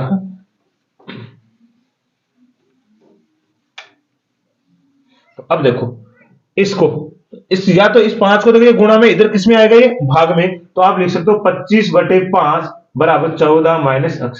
25 से 5 का भाग तो 5 बराबर 14 माइनस x। देखो ये माइनस का x है तो इसको तो इधर ले आओ और इस 5 को उधर भेज दो, x बराबर कितना हो जाएगा 14 माइनस x, सॉरी 14 माइनस 5, तो x का मान कितना आ जाएगा 9। x का मान आपके पास कितना आ गया 9। अब आपको किसका चाहिए y का चाहिए, क्योंकि x और y दोनों का पूछा है, तो x का मान आपने क्या करना है समीकरण नंबर 1 में रखना है।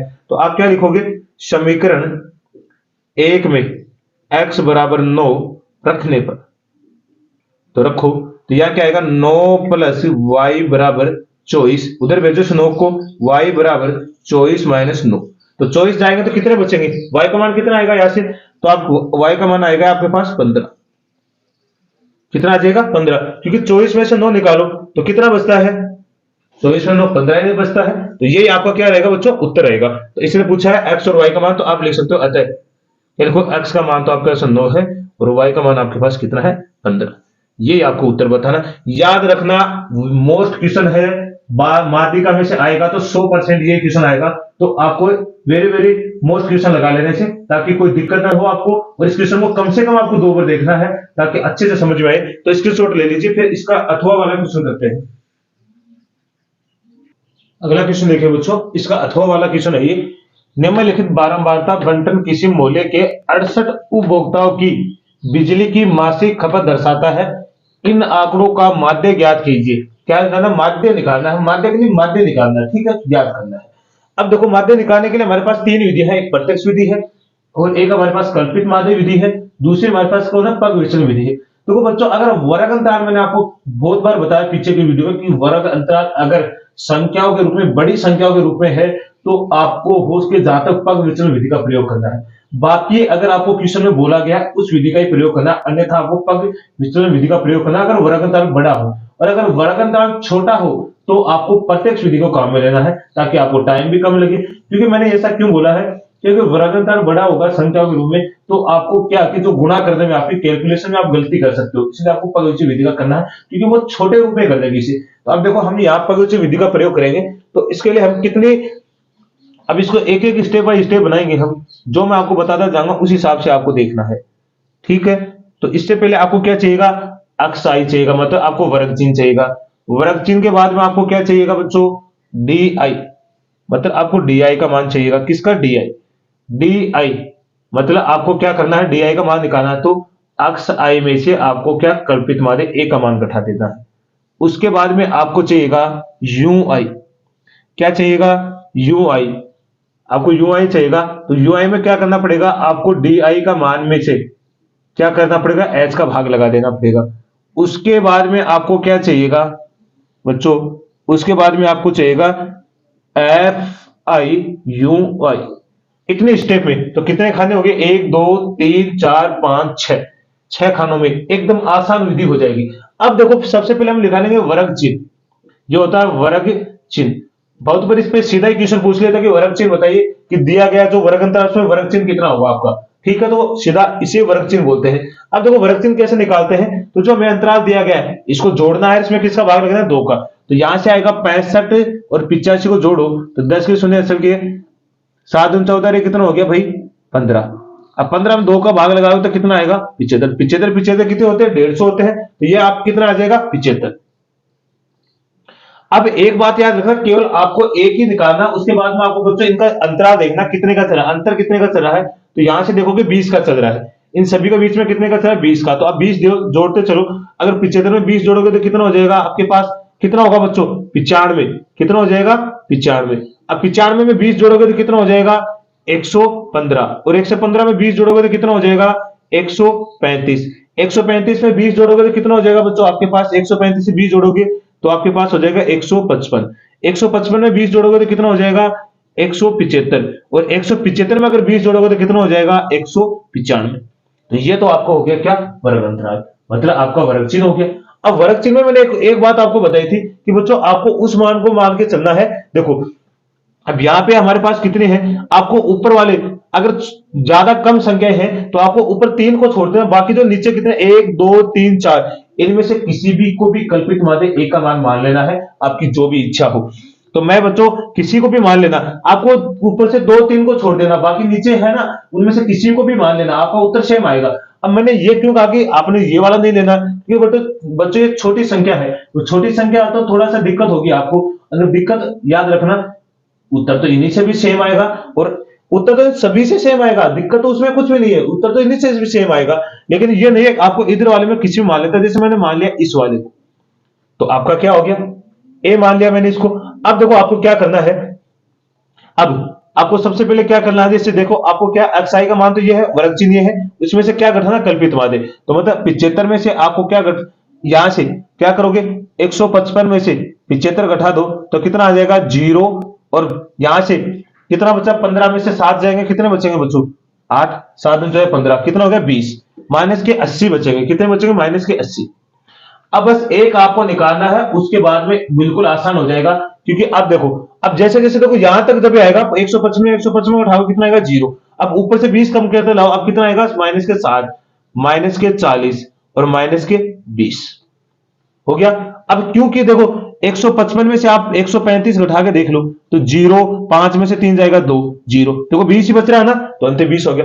अब आप 20 क्या करना, जोड़ के चलना है, तो आप क्या आएगा 20 और यहां कितना आ जाएगा 40, क्योंकि 0 के बाद में प्लस वाली संख्या चलेंगे। तो फिर 20 देख लो, घटा के देख लो, 175 में से 155 घटाओगे तो 10, 7 में से 2 जाएंगे, 7 में से 5 जाएंगे 2, और 1 में से क्या 0, 20 ही बचते हैं, 20 के बाद में 40। ये आसान हो गया। इस तरह आपको करना है, क्योंकि आपके पास परीक्षा में टाइम कम रहेगा, तो आपको जल्दी जल्दी करना है, तो इस तरह करना है, बाकी कैलकुलेशन बहुत आसान हो जाएगी। अब उसके बाद में क्या निकालना, आपको ui का मान। ui का मतलब आपको जो वर्ग अंतराल, इसका मतलब जो वर्ग अंतराल h का मान कितना, 20 का। अब इन सभी में 20 का भाग लगाओ, किसके, di के मान में। तो 20 का भाग लगाओ तो कितना आएगा, 4, 20 चौक 80, इसमें लगाओगे कितना, 20 दिए 60, 20 दूनी 40, 20 एकम 20, 0, इसमें 20 एकम 20 और 20 दूनी 40 हो गया हमारे पास। बिल्कुल आसान हुआ कि नहीं हुआ।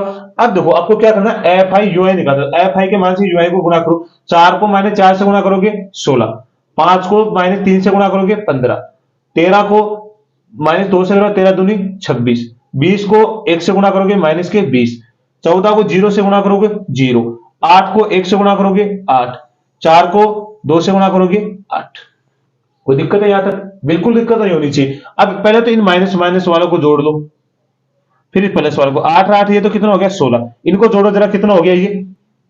अब एक चीज तो देखो बच्चों, इन 16 से ये 16 कट रहा है क्या, देखो कितने हैं, इससे काट दो, 8 एक 8, 8 दूनी 16, तो 16 से 16 कट गए, क्योंकि ये प्लस के लिए क्या हो गया माइनस के, बाकी को जोड़ दो, 20 20 40, 40 और 50, 50 और 6 कितने हो गए 56, 56 और 5 कितने होते हैं बच्चों 61, कितने होते हैं 61। तो यहां आ गया माइनस के 61, ये क्या आएगा आपके पास, सिग्मा एफ आई यू आई का मान आ गया, सिग्मा एफ आई यू का मान आ गया। अब ऐसा आपको विधि लगानी है, उत्तर निकालना है बस। तो यहां तक किसी को दिक्कत नहीं आई होगी, मेरे हिसाब से सभी को अच्छे से समझ में आ गया होगा। अब आपको लिखना पग विचलन विधि, पग विचलन विधि का सूत्र भी तो लिखना, पग विचलन विधि।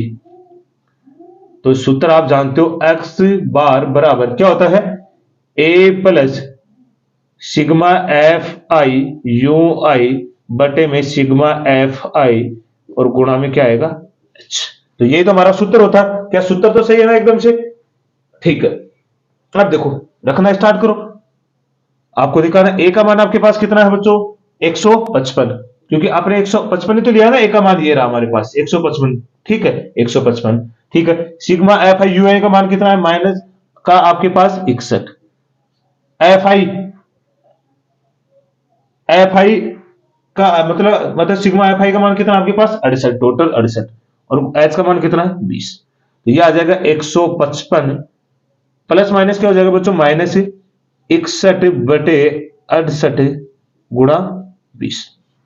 तो कट रहा तो काट लो, 4 के पाड़े से शायद ये कट जाएगा, 4 पंजो 20, 4 से काटोगे 4 एकम 4, कितना बच गया, कितना बच गया बच्चों 2, और 7 चौके 28, 14 चौक कितना होता है 7 चौके 28, सॉरी 17 पर कटेगा, 7 चौके 28, ठीक है। 4 पंजे 20 और 4 से काटोगे 4 एकम 4, 2 बच गया, 7 चौके 28। तो ऊपर दे आपके पास, और उसको गुणा कर लो 155, इसको गुणा करो 5 से, तो 5 और 6 पंजो 30, तो माइनस का कितना आ गया ये वाला। कोई दिक्कत है यहां से। अब देखो यहां से आप भाग लगाओगे 155 माइनस, जरा भाग लगे 17 एकम 17, तो कितना बच गया आपके पास 13, 13 बच गया ना, क्योंकि देखो 30 में से 17 कटाओगे 13 बच गया। अब कितना हो गया 13 में तो जाएगा ना, अब ये हो गया 17 पढ़ो, 17 में 34, 17 की कामना 17 चौक 68, 17 गुरु 85, 17 खंड 2, 17 संति 119, 17 अंटी 136, 17 अंटी 17 संति 119, 17 अंटी तो 136 हो जाएगा, 17 संति कितना हो गया 17 संति 119, 17 अंटी कितना होता है 136, तो 119 मतलब 17 को 7 से 7 तो 49 असल की 4 7 और 4 11 119 हो गया। कितना बच गया आपके पास 19 के बाद में 20 20 मतलब 20 हो गया 30 35 मतलब 16 बच गया। अब 16 में तो 17 भाग नहीं जाएगा, पॉइंट लगेंगे, कितना हो गया 16 60। अब आगे बोलो 17 9 में 163 17 में 170 तो 17 9 में 163 हो गया तो ऊपर चला गया 8 पर जाएगा बच्चों ये। तो लगभग अब इसमें से घटा दो आप 155 में से 155 में से पहले 17 घटाओ तो यहां से 15 में से 7 जाएंगे तो कितने बचेंगे 8। यहां से 4 में से एक जाएगा 3 तो ये हो गया 137.20।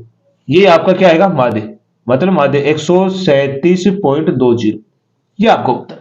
तो बिल्कुल आसान क्वेश्चन था, ये तो आपका उत्तर है। तो इसमें कोई दिक्कत आपको बिल्कुल देखो पॉइंटों के बाद में अगर कोई संख्या में छोटी बड़ी होती है उसमें कोई दिक्कत नहीं होगा, तो पॉइंट से पहले वाली एकदम करेक्ट आंसर होना चाहिए। ठीक है, तो इस तरह आपको क्या निकालना माध्य निकालना। ये आपकी कौन सी विधि है, पगविचलन विधि है, बिल्कुल आसान विधि है, कोई दिक्कत नहीं। इस क्वेश्चन को भी आपको 1 से 2 बार देखना है ताकि आपको अच्छे समझ में आ जाए।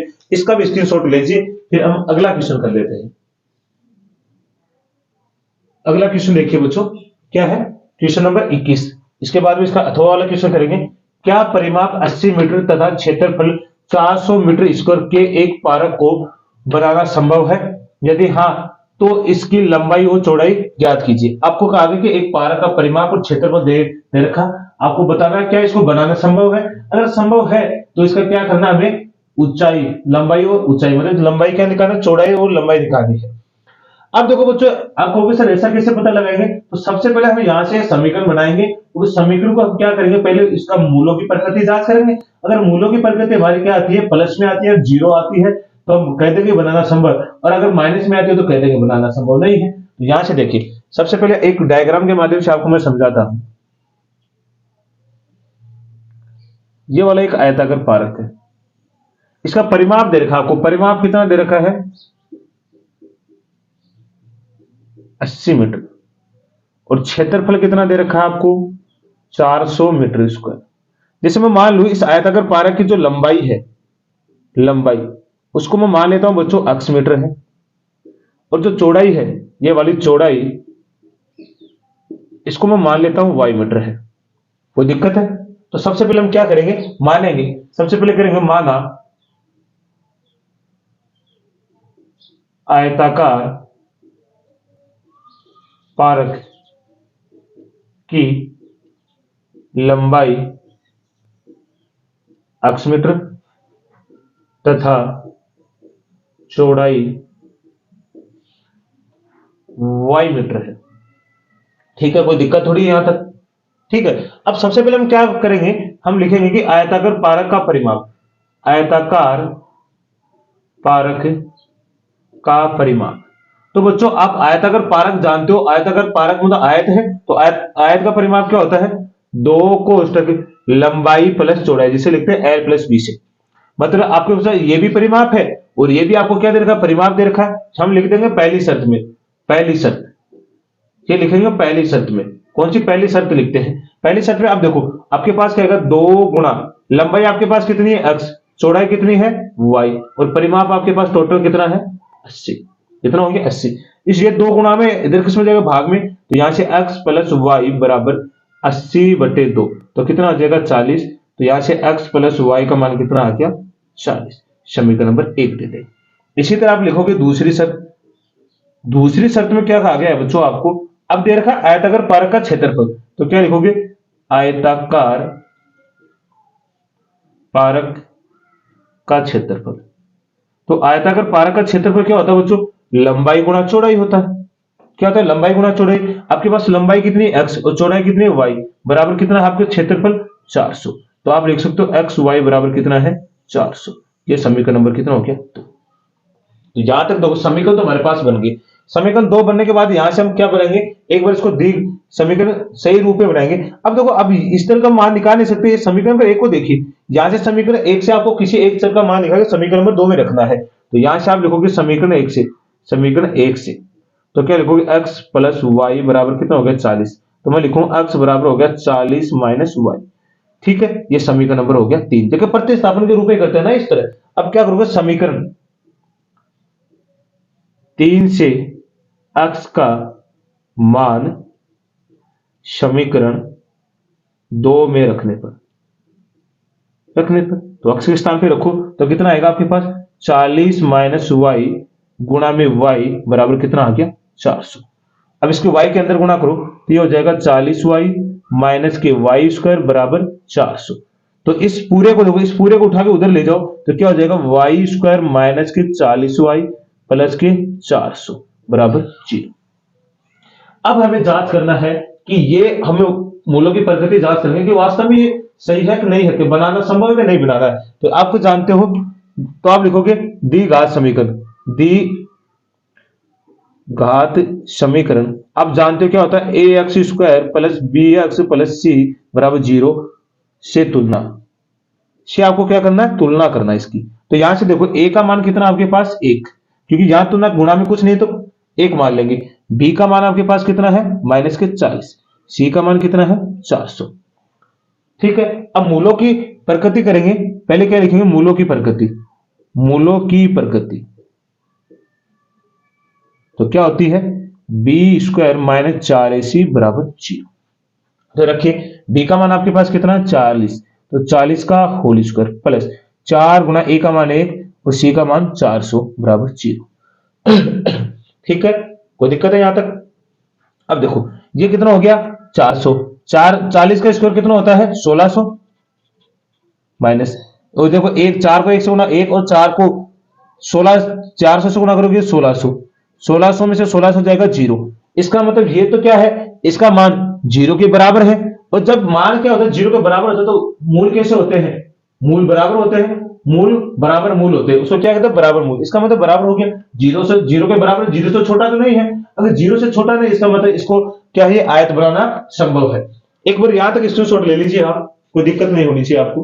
ठीक है, तो यहां तक आपने ले लिया। अब देखो यहां से आगे करेंगे हम। अब क्या लिखोगे आप, आपको लिखना चाहो तो आप लिख सकते हो एक आयताकार पारक बनाना संभव है। तो आप लिखोगे अतः एक आयताकार पारक बनाना संभव है।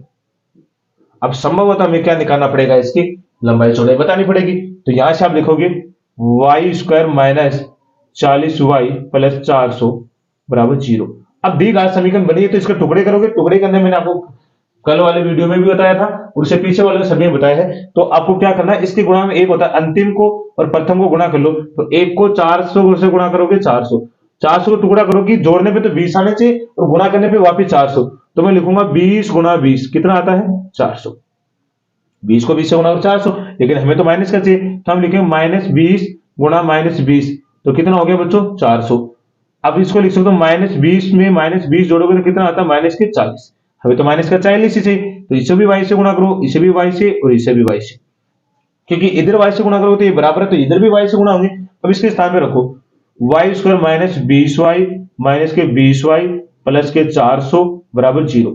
अब आपको क्या करना है, दो दो के जोड़े बनाने हैं। तो यहां से क्या कॉमन दिखाई दे रहा है आपको y कॉमन लोगे तो यहां तो 2y है तो y का यहां से भाग लगा दो, एक y से एक y कट गया तो y बचा, इस y से ये कट गया तो माइनस के 20 बचा। अब देखो ये निशान जो पहला वाला निशान होता है बच्चों यही आपको लेना है।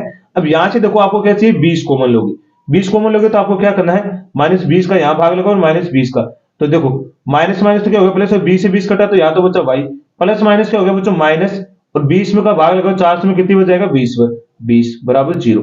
देखो ये दोनों सेम आ गए तो यहां से आप क्या लिखोगे y माइनस 20 अगर कॉमन लोगे तो यहां से हटेगा तो यहां तो बचेगा y और यहां बचेगा माइनस के 20 बराबर 0। तो आप लिखोगे y माइनस 20 बराबर, देखो अब ये क्या हो गया स्क्वायर बन गया क्या इसका टोटल, तो ये बन गया स्क्वायर, दो सेम है तो बराबर हो गया 0।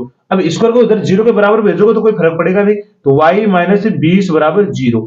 तो यहां से क्या आ जाएगा आपका y बराबर 20, और y बराबर 20 आपकी क्या आ गया, आपने क्या मानी थी चौड़ाई, तो चौड़ाई आपकी क्या आ गई 20 मीटर। ठीक है, चौड़ाई कितनी आ गई 20 मीटर। आगे देखो उसके बाद में आपको क्या लिखाना नंबर लंबाई। तो आपके पास समीकरण नंबर 1 था, क्या था समीकरण नंबर 1, तो आपको पता ही है कौन सा है समीकरण 1, आप जानते हो कौन सा है x प्लस वाई बराबर क्या था 40। तो समीकरण नंबर 1 में क्या रखोगे y का मान, तो आप लिखोगे समीकरण 1 में y बराबर 20 रखने पर तो यहां से रखोगे तो कितना आ जाएगा, x प्लस 20 बराबर 40। तो उधर भेजो, x बराबर होगा 40 माइनस 20, तो x का मान भी कितना आ गया 20। तो इसकी चौड़ा लंबाई भी कितनी आ गई 20 मीटर। ये आपका उत्तर था। तो बिल्कुल आपको समझ में आया होगा। तो इसका भी स्क्रीनशॉट लीजिए, फिर इसका अथवा वाला क्वेश्चन करते हैं। अगला क्वेश्चन देखिए बच्चों, इसका 21 का क्वेश्चन है, जिसका अथवा वाला देखिए। देखो इसको कैसे करेंगे, तो सबसे पहले इसको करेंगे 4x स्क्वायर प्लस, आपको क्वेश्चन पढ़ लेते हो एक बार। निम्नलिखित दी गई समीकरण को हल करना है, मान दिखाना है। तो 4bx, देखो इस माइनस को अंदर भेजो तो ये होगा माइनस ए स्क्वायर, माइनस का ये है और माइनस का ये, तो कितना हो जाएगा प्लस के बी स्क्वायर बराबर 0। देखो इस b को इधर ले आओ, तो 4x square plus 4bx plus b square minus का ए स्क्वायर बराबर 0। अब बच्चों इस पूरे को देखोगे तो एक दी घात समीकरण बन रहा है, बिल्कुल बन रहा है। देखो कैसे, जैसे मैंने लिखा, ये इस तरह में लिखा हुआ है इस रूप में। तो जैसे इसको खोलो, देखो इसको क्या लिखो, 2, 4 को क्या लिखो 2 और x का होल स्क्वायर प्लस 2 गुणा क्या आएगा 2bx और प्लस ये b का होल स्क्वायर। इस तरह तो बन रहा है, ध्यान से आप देखोगे तो इसका मतलब पूरा बन गया। इसको खोलो जरा, तो ये होगा 4x स्क्वायर प्लस 2 गुणा 2x गुणा b प्लस बी स्क्वायर। देखो जरा सेम यही बन रहा है क्या, तो इसका मतलब उस वाले को हम लिख सकते हैं, इस वाले को 2x प्लस बी का होल स्क्वायर और माइनस में क्या लिखा है ए स्क्वायर बराबर 0। ठीक है, अब ध्यान से देखोगे बच्चों तो ये बन रहा है, चूंकि दिखाई दे रहा है आपको ए स्क्वायर माइनस बी स्क्वायर का सूत्र बन रहा है, जिसे आप लिख सकते हो ए माइनस बी और ए प्लस बी। तो यहां लगाइए, यहां अप्लाई करोगे तो क्या होगा, यहां पे आप 2x प्लस बी का, ठीक है यहां से, तो यहां से आप यहां पे अप्लाई करो इसे, तो ये होगा 2x प्लस बी। अब देखो माइनस का क्या है, ठीक है 2x प्लस बी माइनस का a, ठीक है, और दूसरा आप अप्लाई करोगे तो क्या होगा 2x प्लस बी प्लस का a बराबर 0। ठीक है, यदि ये वाला 0 के बराबर x plus b minus a बराबर 0 है, या फिर ये वाला है 2x plus B plus a बराबर ये 0 के बराबर है, तो आपको यहां से x का मान निकालना है। तो यहां से आपको बताना है, तो इससे आगे आप कैसे करोगे। अगर बच्चों ये 0 के बराबर है तो आप लिखोगे 2x प्लस बी माइनस ए बराबर 0। इस सारे को उधर भेजो, तो देखो माइनस वाला उधर किस में जाएगा प्लस में, और प्लस वाला किस में हो जाएगा माइनस में। अब यहां से x बराबर कितना आएगा माइनस ए बटे बी बटे 2। एक तो ये वाला आ गया। दूसरा देखो, या फिर आप क्या लिखोगे, यहां से आएगा 2x प्लस बी प्लस ए बराबर 0। तो यहां से आएगा 2x, ये देखो दोनों प्लस को उधर किस में जाएगा माइनस, माइनस ए और माइनस बी। तो यहां से आएगा x बराबर माइनस ए और माइनस बी बटे में 2। तो ये आपका उत्तर है। आप लिख सकते हो अतः क्या आएगा, x के मान आपके पास क्या आ गए, इसको लिख सकते हो आप माइनस ए प्लस बी बटे में 2, और दूसरा क्या आपके पास a प्लस बी बटे 2। क्या आपके उत्तर है।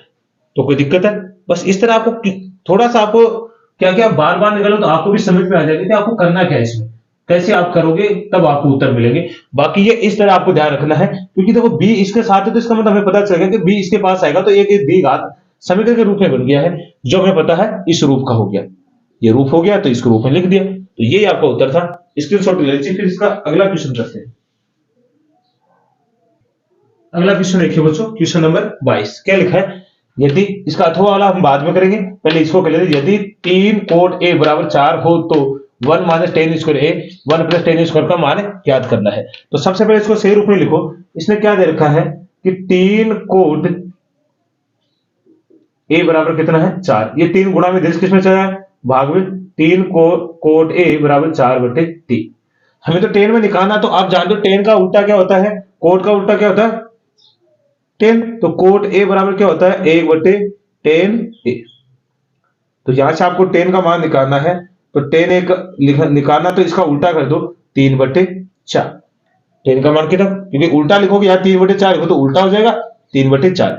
अब आपको मान निकालना, तो यहां रख दो 1 माइनस 3 बटे 4 का होल स्क्वायर बटे में 1 प्लस 3 बटे 4 का होल स्क्वायर।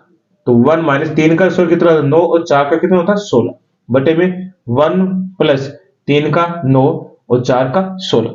तो यहां से आप लोगे तो यहां से आएगा आपके पास एलसीएम लोग इस वाले का 16 और इस वाले को लोगे आप एलसीएम, तो यहां भी कितना आएगा 16। तो यहां से लोगे, अब देखो एलसीएम इसका लोगे इसमें, अगर 16 में आप एक का भाग लो तो 16 पर ही जाएगा, 16 को 16 से गुणा करोगे तो कितना आएगा, 16 को 1 से गुणा करो 16। अब देखो 16 में 16 का भाग एक बार जाएगा, 1 को 9 से गुणा करोगे 9। इधर देखो यहां से आपको क्या करना है, अब 16 को 1 से गुणा 16 हो गया, ठीक है, इसी लाइन में आ जाएगा ये वाला, ज्यादा नीचे खींच लिया आपने 16।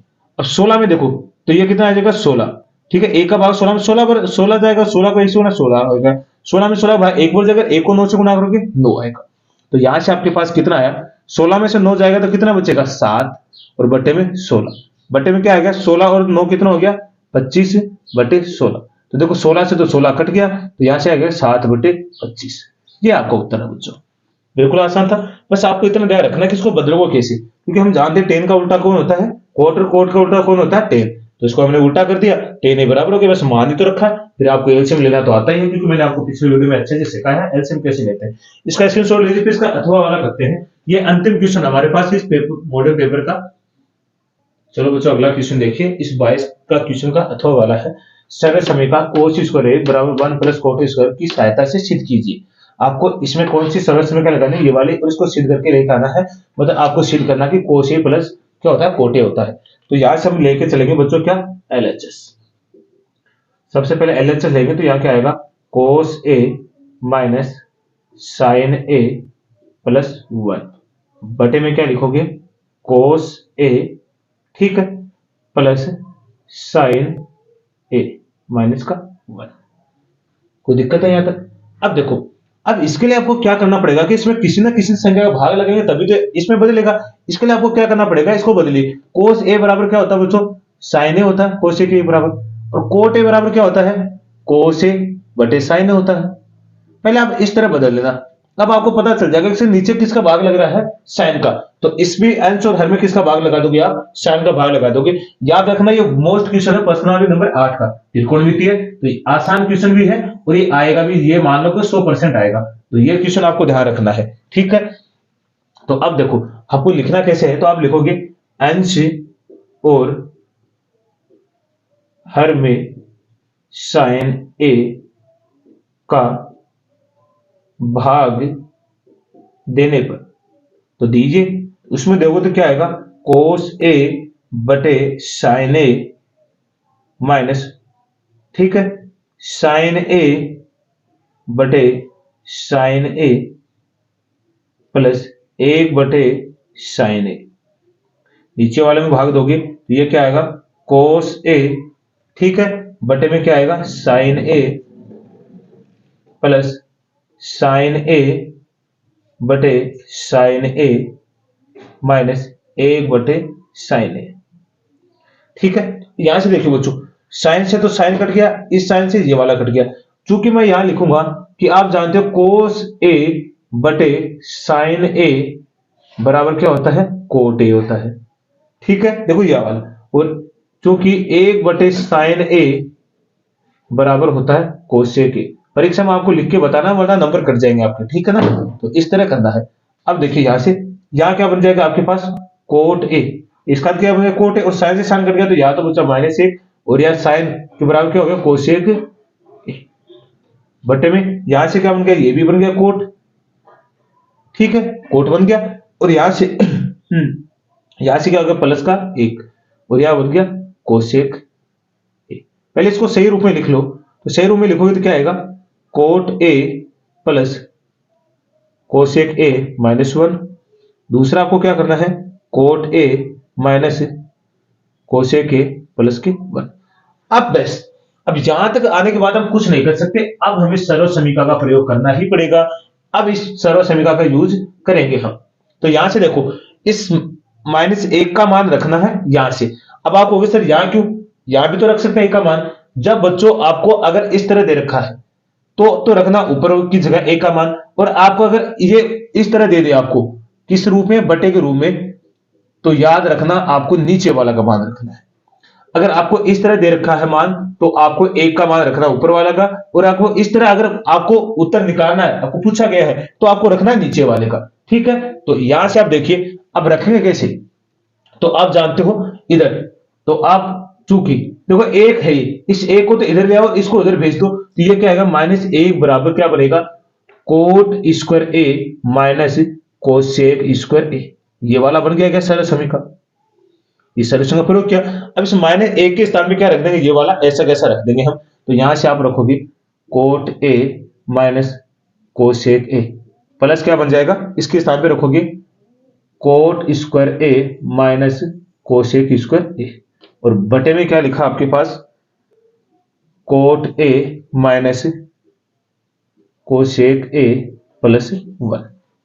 ठीक है।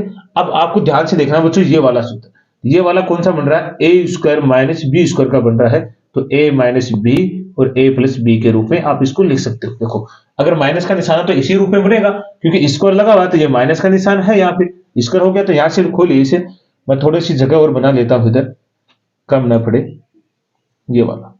ठीक है, तो यहां से देखिए, यहां से क्या आएगा आपके पास, cot A minus cosec A. अब इसको खोलिए जरा, तो ये बनेगा cot A minus cosec A.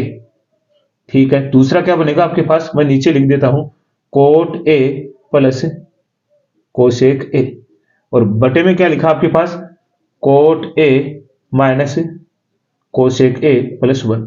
अब बच्चों ध्यान से देखना ऊपर वाले में, ये देखिए ये दोनों सेम है, तो कॉमन आ रहा है क्या ऊपर से, इसको बाहर लीजिए, कॉमन लोगे तो यहां से क्या आएगा, coat A minus cosec A minus, तो यहां तो बचेगा, देखो यहां से कॉमन लेते यहां तो एक, लेकिन यहां देखो माइनस वाला कॉमन है, लेकिन प्लस वाला तो ऐसे कैसा बच गया, coat A plus cosec A. ठीक है, ये वाला बच गया ऐसा कैसा। तो यहां से आप देखिए ध्यान से, यहां कहीं हमने गलती तो नहीं कर दी है, जरा एक बार क्वेश्चन को ध्यान से देखिए। ठीक है, कॉमन में कहीं दिक्कत आ रही है इसमें, देखो हमने ये वाला तो ले लिया माइनस वाला, लेकिन माइनस वाला नहीं चाहिए हमें, तो कौन सा चाहिए, प्लस वाला उत्तर आना चाहिए, तो हमने कहीं भी इसमें गलती की है। सही, देखो बच्चों यहां से गलती हमें कर दी है, तो ये गलती हमने की है, तो यहाँ प्लस का है, ये निशान किसका है, प्लस वाला, ये निशान है प्लस वाला, तो या कॉमन में भी लेंगे प्लस वाला, तो यहाँ निशान किसका आएगा, माइनस वाला। ठीक है, बस हमें यहां से देखो, यहाँ प्लस का निशान है, हमने क्या ले लिया, माइनस का, तो यहां बचेगा coat A minus cosec A plus 1। अब देखिए ध्यान से, प्लस 1 है प्लस 1 है, कोट माइनस प्लस का है प्लस का, माइनस का कोसेक है, तो ये दोनों तो कट गई, आपके पास क्या बचा, कोट ए प्लस कोसेक ए। यही तो आपको सिद्ध करना था, इतनी सीधा, बिल्कुल आसान था, बस सरल शून्य का प्रयोग करना। पहले आपको पता लगाना है कि इसमें भाग किसका लगाना है, इस रूप में आपको बदलना है कोस और कोट में, उसके बाद में सरल शून्य का प्रयोग लगाना है। तो बिल्कुल आसान क्वेश्चन था, तो आपको अच्छे से समझ में आया होगा। तो बच्चों आज हमने मॉडल पेपर 3 को समाप्त कर दिया है, तो अगर आपको इसमें कोई दिक्कत आती है तो आप कमेंट के माध्यम से बताना है। ठीक है, और क्लास को कम से कम 2 बार तो आपको देखनी है, ताकि आपको अच्छे समझ में आए। तो आज के लिए हम इतना ही करेंगे, तो सभी को मैथ अध्याय 6 की तरफ से धन्यवाद।